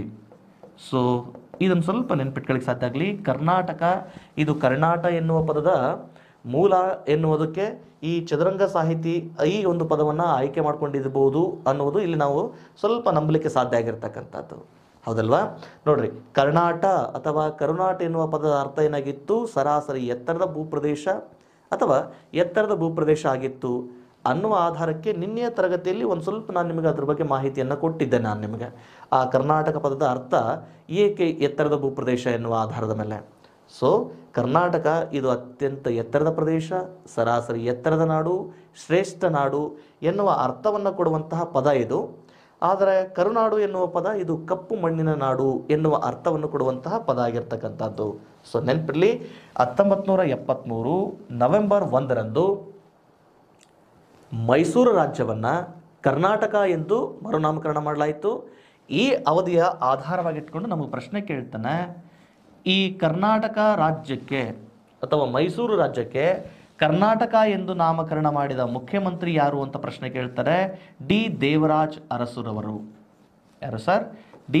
ದೇವರಾಜ್ ಅರಸುರವರು ಇದಕ್ಕೆ ಕರ್ನಾಟಕ ಎಂದು ನಾಮಕರಣ ಮಾಡ್ತಾರೆ. ಎಷ್ಟೋ ವಿದ್ಯಾರ್ಥಿಗಳು ನಾವು ತರಗತಿಯಲ್ಲಿ ಚರ್ಚೆ ಮಾಡಬೇಕಾದ್ರೆ, ಸರ್ ಕರ್ನಾಟಕ ರಾಜ್ಯ ರಚನೆ ಆಗಿದ್ದು ದೇವರಾಜ ಅರಸುರವರ ಕಾಲದಲ್ಲಿ, ಹಾಗಾಗಿ ಕರ್ನಾಟಕದ ಮುಖ್ಯಮಂತ್ರಿ ದೇವರಾಜ ಅರಸುರವರನ್ನೇ ಕರಿಬೋದಾಗಿತ್ತಲ್ಲ ಸರ್ ಅಂತ ಪ್ರಶ್ನೆ ಮಾಡ್ತಾರೆ. ನೆನಪಿರಲಿ, ಕರ್ನಾಟಕ ರಾಜ್ಯ ರಚನೆ ಇವ್ರ ಅವಧಿಯೊಳಗೆ ರಚನೆ ಆಗಿರಲಿಲ್ಲ. ಇವ್ರ ಅವಧಿಗಿಂತನೂ ಮುಂಚೆನೇ ರಾಜ್ಯ ರಚನೆ ಆಗಿತ್ತು. ಬಟ್ ಹೆಸರು ಬೇರೆ ಇತ್ತು, ಮೈಸೂರು ಅಂತ ಇತ್ತು. ಆ ಮೈಸೂರು ರಾಜ್ಯಕ್ಕೆ ಇವ್ರ ಅವಧಿಯೊಳಗೆ ಮರುನಾಮಕರಣ ಆಗತ್ತೆ ಹೊರತು ರಾಜ್ಯ ರಚನೆ ಆಗಂಗಿಲ್ಲ ಹೊಸದಾಗಿ. ಹಾಗಾಗಿ ಯಾವುದೇ ಕಾರಣಕ್ಕೂ ಗೊಂದಲಕ್ಕೆ ಬೀಳಬಾಡ್ರಿ. ಕರ್ನಾಟಕದ ಮೊದಲ ಮುಖ್ಯಮಂತ್ರಿ ದೇವರಾಜ ಅರಸು ಆಗಿರಲಿಲ್ಲ. ಕರ್ನಾಟಕಕ್ಕೆ ಕರ್ನಾಟಕ ಎಂದು ನಾಮಕರಣ ಮಾಡಿದಂತಹ ಮುಖ್ಯಮಂತ್ರಿ ಅಂದರೆ ದಟ್ ಈಸ್ ದೇವರಾಜ ಅರಸುರವರು. ಓಕೆನಾ? ಯಾವುದೇ ಕಾರಣಕ್ಕೂ ಗೊಂದಲ ಮಾಡ್ಕೋಬೇಡ್ರಿ. ಕರ್ನಾಟಕ ರಾಜ್ಯದ ಮೊದಲ ಮುಖ್ಯಮಂತ್ರಿ ಕೆಂಗಲ್ ಹನುಮಂತಯ್ಯನವರು KC ರೆಡ್ಡಿಯವರು. ಕರ್ನಾಟಕ ರಾಜ್ಯಕ್ಕೆ ಅಥವಾ ಮೈಸೂರು ರಾಜ್ಯಕ್ಕೆ ಕರ್ನಾಟಕ ಎಂದು ನಾಮಕರಣ ಮಾಡಿದ ಮುಖ್ಯಮಂತ್ರಿ ಅಂದರೆ ದೇವರಾಜ್ ಅರಸುರವರು. ಓಕೆನಾ? Once again I am repeating you that Devaraj ಅರಸುರವರಿಗೆ ಕರ್ನಾಟಕ ರಾಜ್ಯಕ್ಕೆ ಕರ್ನಾಟಕ ಎಂಬ ಪದದ ಶಿಫಾರಸು ನೀಡಿದ ಕವಿ ಅಥವಾ ಸಾಹಿತಿ ಅಂತ ಬಂದಾಗ ಚದುರಂಗರವರು.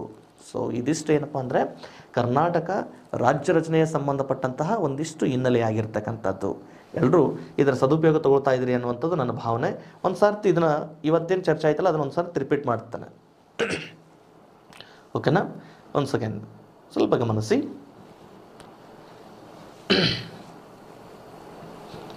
ನೋಡಿ, ಎಸ್ ನೋಡಿ ಕರ್ನಾಟಕ ರಾಜ್ಯ ಪರಿಚಯಕ್ಕೆ ಸಂಬಂಧಪಟ್ಟ ಹಾಗೆ ನೋಡ್ರಿ, 1947ರಲ್ಲಿ ಕರ್ನಾಟಕ ರಾಜ್ಯ ರಚನೆಯ ಸಂದರ್ಭದೊಳಗೆ ಇದು ಮೈಸೂರು ರಾಜ್ಯ 9 ಪ್ರಾಂತ್ಯಗಳನ್ನು ಒಳಗೊಂಡಿತ್ತು. ಸೊ ನೆನಪಿರಲಿ, ಅವಾಗ ಕರ್ನಾಟಕದ ಮುಖ್ಯಮಂತ್ರಿ ಆಗಿದ್ದವರು ಅಂತ ಬಂದಾಗ KC ರೆಡ್ಡಿ. ಈ KC ರೆಡ್ಡಿಯವರು ರಾಜ್ಯದ ಮುಖ್ಯಮಂತ್ರಿ ಆಗಿದ್ದಾಗ 9 ಜಿಲ್ಲೆಗಳಿದ್ವು. ಓಕೆನಾ? ಎಷ್ಟು ಜಿಲ್ಲೆಗಳು ಸರ್? 9 ಜಿಲ್ಲೆಗಳಿದ್ವು. ಸೊ ಕರ್ನಾಟಕ ಅಥವಾ ಭಾರತ ಸ್ವತಂತ್ರಗೊಂಡ ಸಂದರ್ಭದೊಳಗೆ ಕರ್ನಾಟಕದಲ್ಲಿ ಇದ್ದಂತಹ ಜಿಲ್ಲೆಗಳ ಸಂಖ್ಯೆ 9. ಈ ಜಿಲ್ಲೆಗಳು ಯಾವ್ಯಾವ ಸಂದರ್ಭದೊಳಗೆ ಯಾವ್ಯಾವ ಜಿಲ್ಲೆಗಳು ಕರ್ನಾಟಕದೊಳಗೆ ರಚನೆ ಆದವು ಅನ್ನೋದನ್ನು ನಾನು ಮತ್ತೆ ಭೌಗೋಳಿಕ ಸ್ಥಾನೀಕರಣ ಆಮೇಲೆ ಆಡಳಿತ ವಿಭಾಗಗಳು ಹೇಳಬೇಕಾದ್ರೆ ಮತ್ತೆ ಡಿಟೇಲ್ ಆಗಿ ಯಾವ್ಯಾವ ಅವಧಿಯೊಳಗೆ ಯಾವ್ಯಾವ ದಿನಾಂಕದಂದು ಯಾವ್ಯಾವ ಜಿಲ್ಲೆಗಳು ರಚನೆ ಆದವು ಅನ್ನೋದನ್ನು ಮತ್ತೆ ನಾನು ಚರ್ಚೆ ಮಾಡ್ತೇನೆ. ಆದರೆ ಸದ್ಯಕ್ಕೆ ಇಷ್ಟು ನೆನ್ಪಿಟ್ಕೊಳ್ಳಿ. ಸೊ ಸ್ವತಂತ್ರ ಭಾರತದ ಸಂದರ್ಭದೊಳಗೆ ಕರ್ನಾಟಕದಲ್ಲಿ ರಚನೆಯಾಗಿದ್ದಂತಹ ಜಿಲ್ಲೆಗಳ ಸಂಖ್ಯೆ ಅಂತಂದರೆ 9 ಜಿಲ್ಲೆಗಳಿದ್ವು. ಸೊ ಕರ್ನಾಟಕದ ಮೊದಲ ಮುಖ್ಯಮಂತ್ರಿ ಆಗಿನ ಸಂದರ್ಭದೊಳಗೆ KC ರೆಡ್ಡಿ. ಅದಾದಮೇಲೆ 1951-52 ಸಾರ್ವತ್ರಿಕ ಚುನಾವಣೆಗಳು ನಡೆದವು.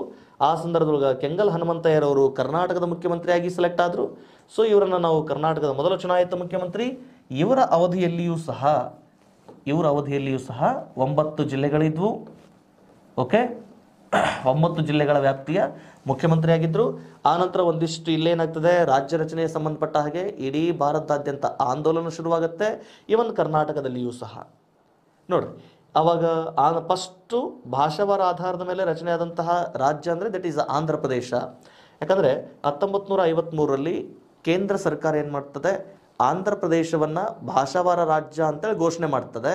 ಸೊ ಪರಿಣಾಮ ಭಾರತದಲ್ಲಿ ಭಾಷಾವಾರ ಆಧಾರದ ಮೇಲೆ ರಚನೆಯಾದ ಮೊದಲ ರಾಜ್ಯ ದಟ್ ಈಸ್ ಆಂಧ್ರ ಪ್ರದೇಶ. ಯಾವಾಗ ಆಂಧ್ರ ಪ್ರದೇಶ ರಾಜ್ಯ ರಚನೆ ಆಗ್ತದೋ ಭಾರತದಾದ್ಯಂತ ಭಾಷಾವಾರ ರಾಜ್ಯಗಳ ರಚನೆಗೆ ಅತಿ ದೊಡ್ಡ ಬೇಡಿಕೆ ಉಂಟಾಗ್ತದೆ.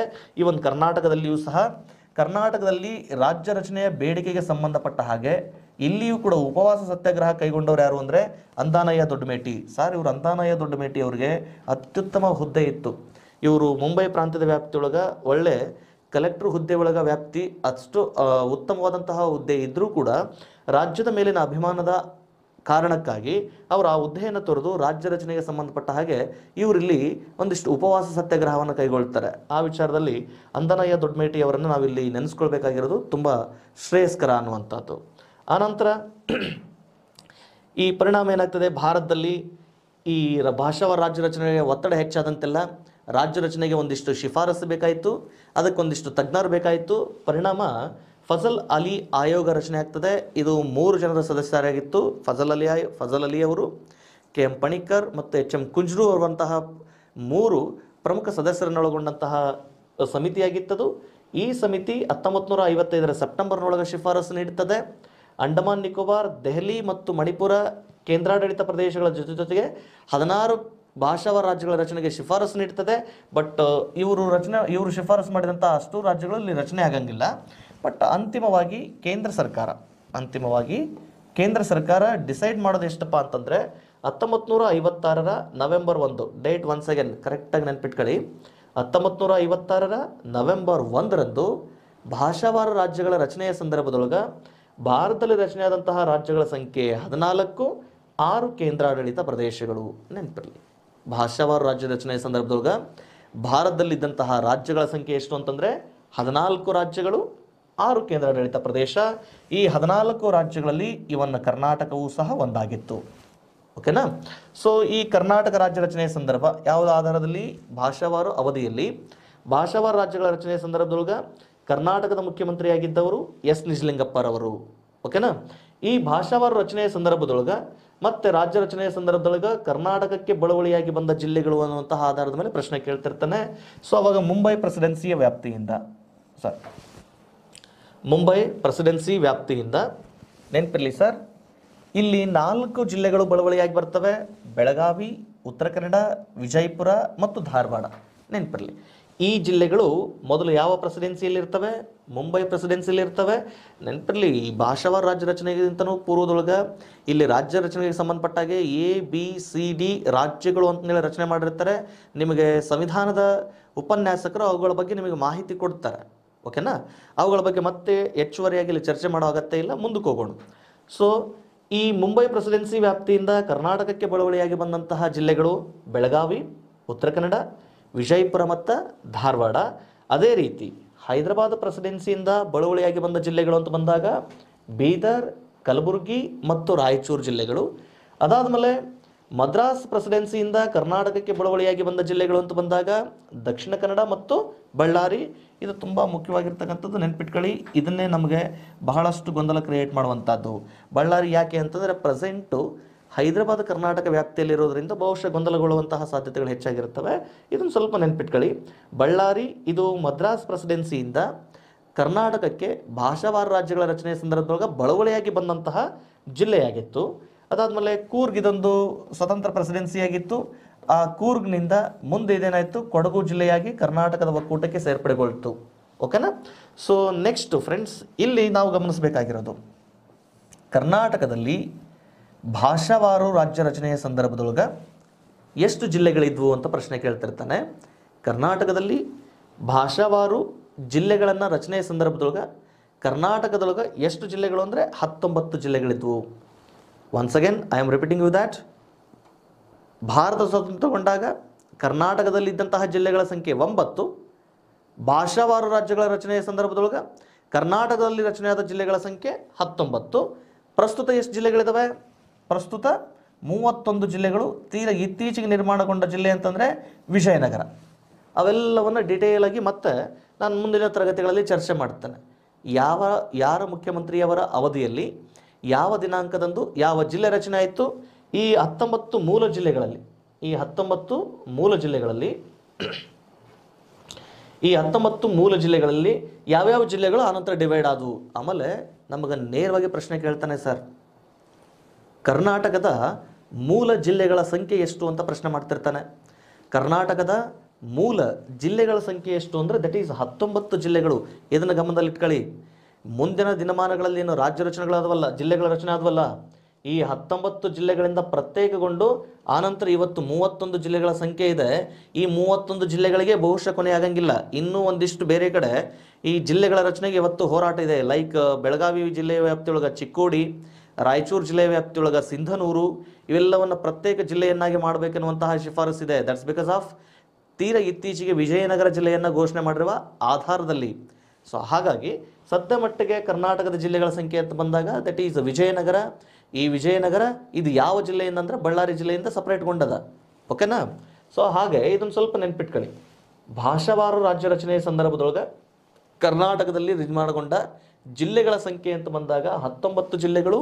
ಈ 19 ಜಿಲ್ಲೆಗಳನ್ನು ಮೂಲ ಜಿಲ್ಲೆಗಳು ಅಂತಂದೇಳಿ ನಾವು ಕರೀತೇವೆ. ಓಕೆ. ಇದಾದ್ಮೇಲೆ ಈಗ 1956 ನಂತರ ಅಖಂಡ ಮೈಸೂರು ರಾಜ್ಯ ರಚನೆ ಆಗ್ತದೆ ಅಥವಾ ವಿಶಾಲ ಮೈಸೂರು ರಾಜ್ಯ ರಚನೆ ಆಗ್ತದೆ.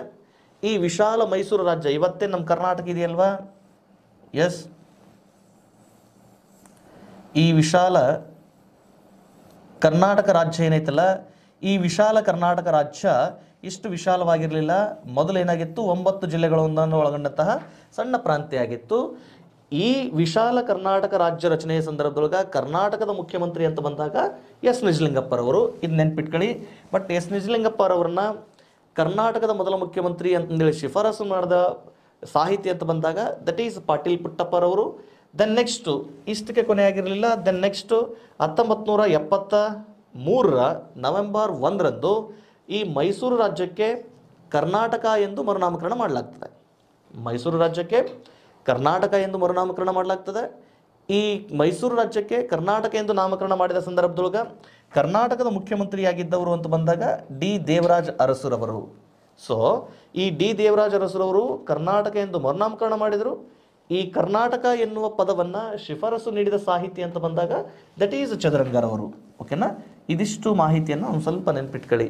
ನೋಡ್ರಿ, ಈ ಸಂಗಮ್ ಸಾಹಿತ್ಯದ ಕಾಲಘಟ್ಟದ ಅವಧಿಯಿಂದ ಒಂದು ಕರ್ನಾಟಕ ರಾಜ್ಯ ರಚನೆಯ ವ್ಯಾಪ್ತಿ ಅಥವಾ ಕರ್ನಾಟಕ ಎಂದು ಅಧಿಕೃತವಾಗಿ ರಾಜ್ಯ ರಚನೆ ಆಗುವವರೆಗೂ ಕೆಲವೊಂದಿಷ್ಟು ಅಂಶಗಳನ್ನು ನಾನಿಲ್ಲಿ ಚರ್ಚೆ ಮಾಡಲಿಕ್ಕೆ ಪ್ರಯತ್ನ ಮಾಡಿದ್ದೇನೆ.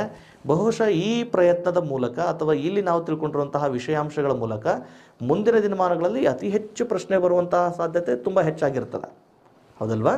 ಆ ಆಧಾರದಲ್ಲಿ ಇವೆಲ್ಲ ವಿಷಯಾಂಶಗಳನ್ನು ನೀಟಾಗಿ ನೆನಪಿಟ್ಕೊಳ್ಳಿ.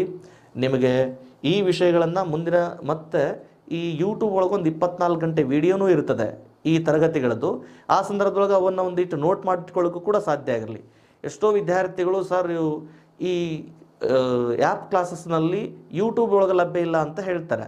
ಯಾವುದೇ ಕಾರಣಕ್ಕೂ ಯೂಟ್ಯೂಬ್ ಒಳಗೆ ಲಭ್ಯ ಇಲ್ಲ ಅಂತಂದರೆ ಗೊಂದಲಕ್ಕೆ ಹೋಗಬೇಡ್ರಿ. ಈ ನಿಮ್ಗೆ ಪ್ಲೇಸ್ಟೋರಲ್ಲಿ ಸಂತೋಷ್ ಲಾಡ್ ಫೌಂಡೇಶನ್ ಅನ್ನುವಂತಹ ಆ್ಯಪ್ ಲಭ್ಯ ಇದೆ. ಆ ಆ್ಯಪನ್ನು ಡೌನ್ಲೋಡ್ ಮಾಡ್ಕೊಳ್ಳಿ. ನಿಮಗೆ ಅತಿ ಸುಲಭವಾಗಿ ತುಂಬ ಚೆನ್ನಾಗಿ ಆ್ಯಪನ್ನು ಅವ್ರು ರೆಡಿ ಮಾಡಿ ಇಟ್ಕೊಂಡಿದ್ದಾರೆ. ನೇರವಾಗಿ ಲೈವ್ ಸ್ಟ್ರೀಮಿಂಗ್ ಇತ್ತನಪ್ಪ ಅಂತಂದರೆ ಅವು ಲೈವ್ ಸ್ಟ್ರೀಮಿಂಗ್ ಕ್ಲಾಸಸ್ ಅಲ್ಲಿ ನಮಗೆ ರೆಡ್ ಮಾರ್ಕ್ ಇರುತ್ತೆ. ನೀವು ರೆಡ್ ಮಾರ್ಕ್ ಟಚ್ ಮಾಡಿದರೆ ಸಾಕು, ನೇರವಾಗಿ ಆ ತರಗತಿಯ ಮಾಹಿತಿ ಲಭ್ಯ ಇರ್ತದೆ. ಒಂದು ವೇಳೆ ಲೈವ್ ಸ್ಟ್ರೀಮಿಂಗ್ ಇರಲಿಲ್ಲ ಅಂತಂದರೆ ಕೆಳಗಡೆ ಇನ್ಸ್ಟಾಗ್ರಾಮ್, ಫೇಸ್ಬುಕ್ ಮತ್ತು ಯೂಟ್ಯೂಬ್ಗಳ ಲಿಂಕ್ಗಳಿದ್ದಾವೆ. ನೀವು ಯೂಟ್ಯೂಬ್ ಒಳಗೆ ಸರ್ಚ್ ಮಾಡಿದ್ರೆ ಆವತ್ತಿನ ದಿನ ಯಾರೆಲ್ಲ ಉಪನ್ಯಾಸಕರು ತರಗತಿಗಳನ್ನು ಮಾಡಿದಾರೋ ಅಷ್ಟು ಮಾಹಿತಿ ನಿಮಗೆ ತುಂಬ ಸುಲಭವಾಗಿಯೇ ಲಭ್ಯ ಇರ್ತವೆ. ತುಂಬ ಚೆನ್ನಾಗಿ ಆ್ಯಪನ್ನು ಅವರು ಇಂಪ್ಲಿಮೆಂಟ್ ಮಾಡಿದ್ದಾರೆ, ಯಾವುದೇ ಗೊಂದಲಗಳನ್ನು ಕ್ರಿಯೇಟ್ ಮಾಡಿದೆ. ಆತ್ಮೀಯ ವಿದ್ಯಾರ್ಥಿಗಳೇ, ಇದನ್ನು ನೀವು ಉಪಯೋಗಪಡಿಸ್ಕೊಳ್ಳೋದ್ರ ಜೊತೆಗೆ ಈ ಮಾಹಿತಿ ನಿಮಗೆ ಇಷ್ಟ ಆಗ್ತಾ ಇತ್ತು, ಒಳ್ಳೆಯ ಮಾಹಿತಿ ಅನ್ನೋದು ನಿಮ್ಗೆ ಗಮನಕ್ಕಿತ್ತಂತಂದರೆ ನಿಮ್ಮ ಫ್ರೆಂಡ್ಸ್ಗಳಿಗೂ ಕೂಡ ತಲುಪಿಸ್ರಿ, ಅವ್ರಿಗೂ ಕೂಡ ಈ ಒಂದು ಅವಕಾಶ ಲಭ್ಯ ಆಗಲಿಕ್ಕೆ ಸಾಧ್ಯ ಆಗ್ತದೆ ಅನ್ನುವಂಥದ್ದು. ಎಸ್ ಆತ್ಮೀಯರೇ, ದೆನ್ ನೆಕ್ಸ್ಟು ಸ್ಲೈಡ್ ಕೊಡ್ರಿ. ನೆಕ್ಸ್ಟು ಕರ್ನಾಟಕ ರಾಜ್ಯ ರಚನೆಗೆ ಸಂಬಂಧಪಟ್ಟ ಹಾಗೆ. ಎಸ್, ಇದುವರೆಗೆ ಕರ್ನಾಟಕ ರಾಜ್ಯದ ಹಿನ್ನೆಲೆಯ ಬಗ್ಗೆ ಚರ್ಚೆ ಮಾಡಿದ್ವಿ. ಇನ್ನು ಈ ಅವಧಿಯಲ್ಲಿ ಮತ್ತೆ ಮುಂದುವರೆದು ಸ್ವಲ್ಪ ಕರ್ನಾಟಕದ ಭೌಗೋಳಿಕ ಸ್ಥಾನೀಕರಣದ ವ್ಯಾಪ್ತಿಗೆ ಸಂಬಂಧಪಟ್ಟ ಹಾಗೆ, ಭೌಗೋಳಿಕ ಸ್ಥಾನೀಕರಣದ ವ್ಯಾಪ್ತಿಗೆ ಸಂಬಂಧಪಟ್ಟಾಗ ಒಂದಿಷ್ಟು ಚರ್ಚೆ ಮಾಡೋಣ. ಕರ್ನಾಟಕದ ಭೌಗೋಳಿಕ ಸ್ಥಾನೀಕರಣಕ್ಕೆ ಸಂಬಂಧಪಟ್ಟ ಹಾಗೆ, ಭೌಗೋಳಿಕ ಸ್ಥಾನೀಕರಣ ಗಮನಿಸಿ. ಭೌಗೋಳಿಕ ಸ್ಥಾನೀಕರಣ, geographical location of Karnataka. Geographical location of Karnataka. ನಮಗೆ ಜಾಗ್ರಫಿಕಲ್ ಲೊಕೇಶನ್ ಆಫ್ ಕರ್ನಾಟಕ ಇದ್ರ ಬಗ್ಗೆ ಚರ್ಚೆ ಮಾಡಬೇಕಾದ್ರೆ ಒಂದು ಸ್ವಲ್ಪ ಹಿನ್ನೆಲೆಯನ್ನು ನೋಡ್ಕೊಳ್ಳೋಣ. ಈ ಕರ್ನಾಟಕ ಜಾಗ್ರಫಿಕಲ್ ಲೊಕೇಶನ್ ಬಂದಾಗ ಯಾವ ಅಕ್ಷಾಂಶಗಳು ಮತ್ತು ಯಾವ ರೇಖಾಂಶಗಳು ಅಂತ ಬಂದಾಗ ಫ್ರೆಂಡ್ಸ್, ಇದು ಭೂಮಿಯ ಗೋಳದ ಮಾದರಿ, ಸಮಭಾಜಕ ವೃತ್ತ, ಸಮಭಾಜಕ ವೃತ್ತದ ಉತ್ತರಕ್ಕೆ ಉತ್ತರಾರ್ಧಗೋಳ, ದಕ್ಷಿಣಕ್ಕೆ ದಕ್ಷಿಣಾರ್ಧಗೋಳ. ಓಕೆನಾ?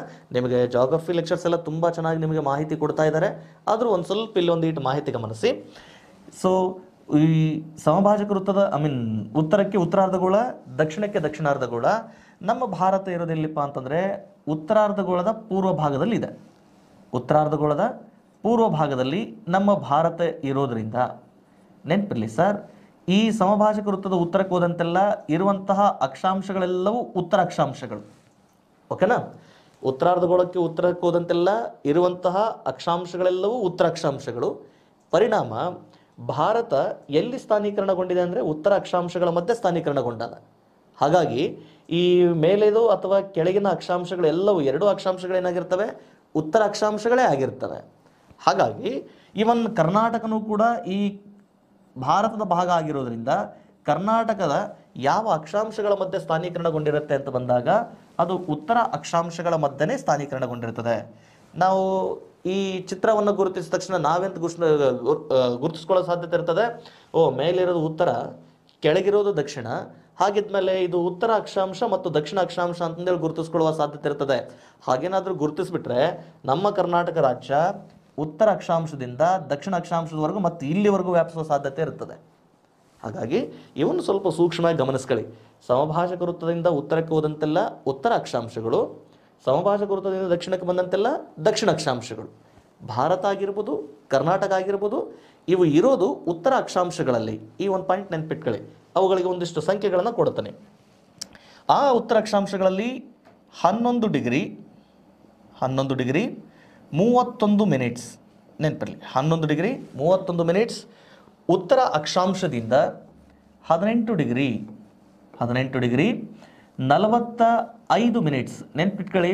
ಎಷ್ಟೋ ಜನ ಅಕ್ಷಾಂಶಗಳನ್ನು ಅಥವಾ ರೇಖಾಂಶಗಳನ್ನು ಗುರುತಿಸಬೇಕಾದ್ರೆ 18.45 ಡಿಗ್ರಿ ಅಂತ ಇರ್ತಾರೆ. ಇಲ್ಲಿ ನಾವು 18 ಪಾಯಿಂಟ್ ಅಂತ ಕರಿಬಾರ್ದು ಅದನ್ನು. 18 ಡಿಗ್ರಿ 45 ಮಿನಿಟ್ಸ್. ಯಾಕಂದರೆ ಒಂದು ಅಕ್ಷಾಂಶದಿಂದ ಮತ್ತೊಂದು ಅಕ್ಷಾಂಶದ ಮಧ್ಯೆ ಇಲ್ಲಿ 60 ಮಿನಿಟ್ಸ್ ಇರ್ತವೆ.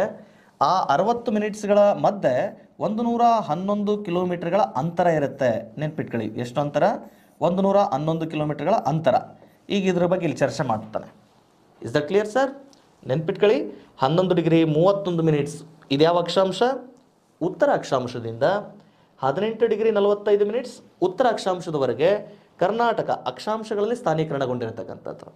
ಅದಾದಮೇಲೆ ನಮಗೆ 0 ಡಿಗ್ರಿ ಗ್ರೀನಿಚ್ ರೇಖಾಂಶ, ಈ ಗ್ರೀನಿಚ್ ರೇಖಾಂಶದ ಮೂಲಕ ಹಾದು ಹೋಗುವ ಬಹುಶೇಕ ನೋಡ್ರಿ, ಉತ್ತರದಿಂದ ದಕ್ಷಿಣಕ್ಕೆ ಇರ್ತಕ್ಕಂತಹ ರೇಖೆಗಳನ್ನು ನಾವು ರೇಖಾಂಶಗಳಂತ ಕರೀತವೆ. ಈ ಭಾಗದಲ್ಲಿರ್ತಕ್ಕಂಥದ್ದು ಪೂರ್ವ ಭಾಗ, ಈ ಕಡೆ ಪಶ್ಚಿಮ ಭಾಗ. ಭಾರತ ಸ್ಥಾನೀಕರಣಗೊಂಡಿರೋದು ಪೂರ್ವ ಭಾಗದಲ್ಲಿ ಆಗಿರೋದ್ರಿಂದ ಇಲ್ಲಿ ಬರುವ ಬಹುತೇಕ ರೇಖಾಂಶಗಳೇನಾಗಿರ್ತವೆ? ಪೂರ್ವ ರೇಖಾಂಶಗಳಾಗಿರ್ತವೆ. ಸೊ ನೆನಪಿರಲಿ, ಭಾರತ ಸ್ಥಾನೀಕರಣಗೊಂಡಿರೋದು ಉತ್ತರ ಅಕ್ಷಾಂಶಗಳ ಮಧ್ಯೆ ಮತ್ತು ಪೂರ್ವ ರೇಖಾಂಶಗಳ ಮಧ್ಯೆ, ಹೌದಲ್ವಾ? ನಾವು ಅದನ್ನು ಗುರುತಿಸ್ತೇವೆ ಇಲ್ಲಿ. ಎಸ್, ಇಲ್ಲಿ ಗಮನಿಸಿ,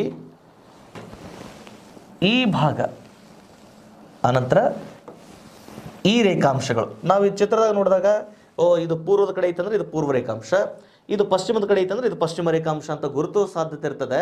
ಅವೆರಡು ಪಶ್ಚಿಮ ಪೂರ್ವ ರೇಖಾಂಶಗಳಲ್ಲ. ಈ ಕರ್ನಾಟಕ ಭಾರತದ ಒಂದು ಭೂಭಾಗ. ಈ ಭಾರತ ಇರೋದು ಪೂರ್ವ ರೇಖಾಂಶಗಳ ಮಧ್ಯೆ ಮತ್ತು ಉತ್ತರ ಅಕ್ಷಾಂಶಗಳ ಮಧ್ಯೆ ಆಗಿರೋದ್ರಿಂದ ಈ ಎರಡೂ ರೇಖಾಂಶಗಳೇನಾಗಿರ್ತವೆ, ಇವು ಕೂಡ ಪೂರ್ವ ರೇಖಾಂಶಗಳೇ ಆಗಿರ್ತವೆ. ಈ ಪೂರ್ವ ರೇಖಾಂಶಗಳು ಅಂತ ಬಂದಾಗ ಇವುಗಳನ್ನು ಗಮನಿಸ್ರಿ. 74 ಡಿಗ್ರಿ 12 ಮಿನಿಟ್ಸ್, 74 ಡಿಗ್ರಿ 12 ಮಿನಿಟ್ಸ್ ಪೂರ್ವ ರೇಖಾಂಶದಿಂದ.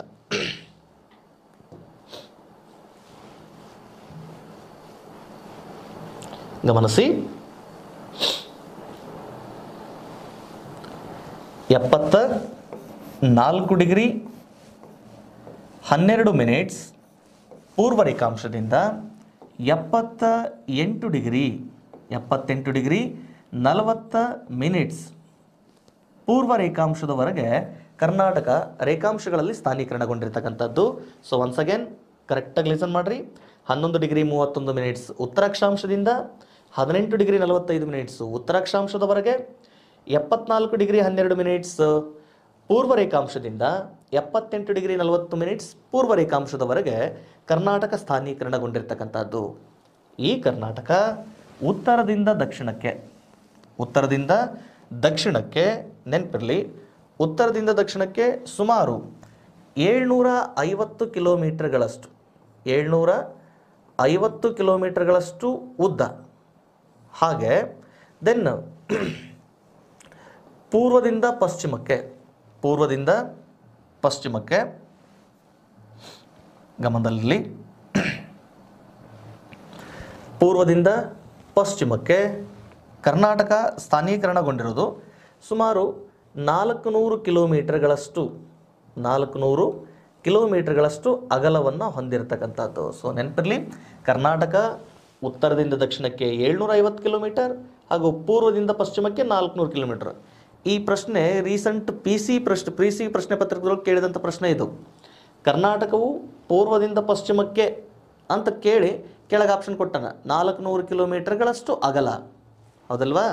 ಆದ್ಮೇಲೆ ಇಲ್ಲಿ ಕೊಡುವಂತಹ ಮಾಹಿತಿ ಬಹುತೇಕ ಎಕ್ಸಾಮ್ಸ್ಗಳಿಗೆ ನಿಯರ್ ಇರೋದಕ್ಕೇ ಪ್ರಯತ್ನ ಮಾಡ್ತಾ ಇರೋದು. ಪರಿಣಾಮ ಇವತ್ತು ಅತಿ ಕಡಿಮೆ ಅವಧಿಯೊಳಗೆ ಈ ಒಂದು ಆ್ಯಪ್ ಅತಿ ಸುಲಭವಾಗಿ ಜನರನ್ನು ತಲುಪ್ತಾ ಇರೋದಕ್ಕೆ ಸಾಧ್ಯ ಆಗಿರೋದು. ಸೊ ಹಾಗಾಗಿ ಇದೊಂದು ಸ್ವಲ್ಪ ಪಾಯಿಂಟ್ ನೆನ್ಪಿಟ್ಕೊಳ್ಳಿ. ಸೊ 750 ಕಿಲೋಮೀಟರ್ ಉತ್ತರದಿಂದ ದಕ್ಷಿಣಕ್ಕೆ ಉದ್ದ ಇರೋದು, ಪೂರ್ವದಿಂದ ಪಶ್ಚಿಮಕ್ಕೆ ಅಂತ ಬಂದಾಗ 400 ಕಿಲೋಮೀಟರ್ಗಳಷ್ಟು ಅಗಲ ಇರ್ತಕ್ಕಂಥದ್ದು. ಆದ್ಮೇಲೆ ಈ ಕರ್ನಾಟಕ ರಾಜ್ಯ ಜೊತೆಗೆ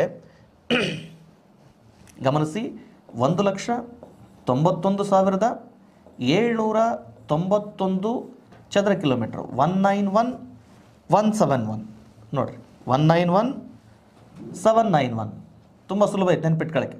1,91,791 ಚದರ ಕಿಲೋಮೀಟರ್ ಸುಲಭ ಇದೆಯಲ್ಲ, 191,791. ಓಕೆ, ಈ 1,91,791 ಚದರ ಕಿಲೋಮೀಟರ್ಗಳಷ್ಟು ಭೂ ವಿಸ್ತೀರ್ಣವನ್ನು ಹೊಂದಿರತಕ್ಕಂಥದ್ದು. 1,91,791 ಚದರ ಕಿಲೋಮೀಟರ್ಗಳಷ್ಟು ಭೂ ವಿಸ್ತೀರ್ಣವನ್ನು ಹೊಂದಿದ್ದು ಈ ಭೂಭಾಗ. ಈ ಒಂದು ಭೂ ವಿಸ್ತೀರ್ಣಕ್ಕೆ ಅನುಗುಣವಾಗಿ ಕರ್ನಾಟಕ ಪ್ರಸ್ತುತ ಭಾರತದ ಎಷ್ಟನೇ ಅತಿ ದೊಡ್ಡ ರಾಜ್ಯ ಅಂತಂದೇಳಿ ಗುರುತಿಸ್ತಾನೆ. ಪ್ರಸ್ತುತ ಕರ್ನಾಟಕ ಭಾರತದ ಎಷ್ಟನೇ ಅತಿ ದೊಡ್ಡ ರಾಜ್ಯ ಅಂತ ಬಂದಾಗ ಇದು ಭಾರತದ 6ನೇ ಅತಿ ದೊಡ್ಡ ರಾಜ್ಯ, ನೆನಪಿರಲಿ. ಓಕೆನಾ? ಕರ್ನಾಟಕ ಪ್ರಸ್ತುತ ಭಾರತದ ಎಷ್ಟನೇ ಅತಿ ದೊಡ್ಡ ರಾಜ್ಯ? 6ನೇ ಅತಿ ದೊಡ್ಡ ರಾಜ್ಯ, ನೆನಪಿರಲಿ. ನಾಳೆ ನಮಗೆ ಪ್ರಶ್ನೆ ಕೇಳ್ತಿರ್ತಾನೆ, ಭಾರತದ ಅತಿ ದೊಡ್ಡ ವಿಸ್ತೀರ್ಣ ಹೊಂದಿರುವ ರಾಜ್ಯಗಳ ಸಾಲಿನಲ್ಲಿ ಕರ್ನಾಟಕ ಪ್ರಸ್ತುತ ಎಷ್ಟನೇ ಸ್ಥಾನದಲ್ಲಿದೆ ಅಂತ ಪ್ರಶ್ನೆ ಕೇಳುತ್ತಾನೆ. ಕರ್ನಾಟಕ ಪ್ರಸ್ತುತ ಎಷ್ಟನೇ ಸ್ಥಾನದಲ್ಲಿದೆ ಸರ್? ಜಸ್ಟ್ 6ನೇ ಸ್ಥಾನದಲ್ಲಿರ್ತಕ್ಕಂಥದ್ದು. ಈ ಒಂದು ಮಾಹಿತಿಯನ್ನು ನೆನ್ಪಿಟ್ಕೊಳ್ಳಿ ಸರ್. ಸೊ ಈ ಸಮಯ ಹೋಗಿದ್ದು ಹೇಗೆ ಅನ್ನೋದೇ ಗೊತ್ತಾಗಲಿಲ್ಲ. ನಿರಂತರವಾಗಿ ಗಮನಿಸುವಂತಹ ಸಂದರ್ಭದಲ್ಲಿ ಗಮನಿಸಿ ಸರ್, ಈ ಕರ್ನಾಟಕದ ಭೌಗೋಳಿಕ ಸ್ಥಾನೀಕರಣ ಈ ರೀತಿಯಾಗಿರ್ತಕ್ಕಂಥದ್ದು. ಇದನ್ನು ಇವತ್ತಿಗೆ ಇಷ್ಟು ನೆನ್ಪಿಟ್ಕೊಳ್ಳಿ. ನಾನು ಇದೇ ತರಗತಿಯನ್ನು ಮತ್ತೆ ನಾನು ಮುಂದಿನ ತರಗತಿಯಲ್ಲಿ ಮುಂದುವರಿಸ್ತೇನೆ. ಆದ್ಮೇಲೆ ಈ ಸಂತೋಷ್ ಲಾಡ್ ಫೌಂಡೇಶನ್ ಆ್ಯಪ್ಗೆ ನೀವು ನೀಡ್ತಿರುವಂತಹ ಬೆಂಬಲ ಅಭೂತಪೂರ್ವವಾಗಿದೆ. ಜೊತೆಗೆ ಇಲ್ಲಿರುವಂತಹ ಶಿಕ್ಷಕರು ಕೂಡ ನಿಮ್ಮ ಅಭೂತಪೂರ್ವ ಬೆಂಬಲಕ್ಕೆ ಸದಾ ಯಾವಾಗಲೂ ನಿಮ್ಮ ಜೊತೆ ಇರ್ತವೆ. ಒಳ್ಳೆಯ ಕನಸುಗಳನ್ನು, ದೊಡ್ಡ ದೊಡ್ಡ ಗುರಿಗಳನ್ನು ಇಟ್ಕೊಳ್ಳಿ. ಆ ಗುರಿಗೆ ಸಾಥ್ ನೀಡಲಿಕ್ಕೆ ನಮ್ಮ ಸಂತೋಷ್ ಲಾಡ್ ಫೌಂಡೇಶನ್ ನಿಮ್ಮ ಜೊತೆ ಇರುತ್ತೆ ಅಂತ ಹೇಳ್ತಾ, ಮುಂದಿನ ತರಗತಿಯಲ್ಲಿ ಮತ್ತೆ ಭೇಟಿಯಾಗೋಣ. ಅಲ್ಲಿಯವರೆಗೂ ಸುರಕ್ಷಿತವಾಗಿರಲಿ. ಎಲ್ಲರಿಗೂ ಶಿವರಾತ್ರಿಯ ಹಾರ್ದಿಕ ಶುಭಾಶಯಗಳು. ಧನ್ಯವಾದ.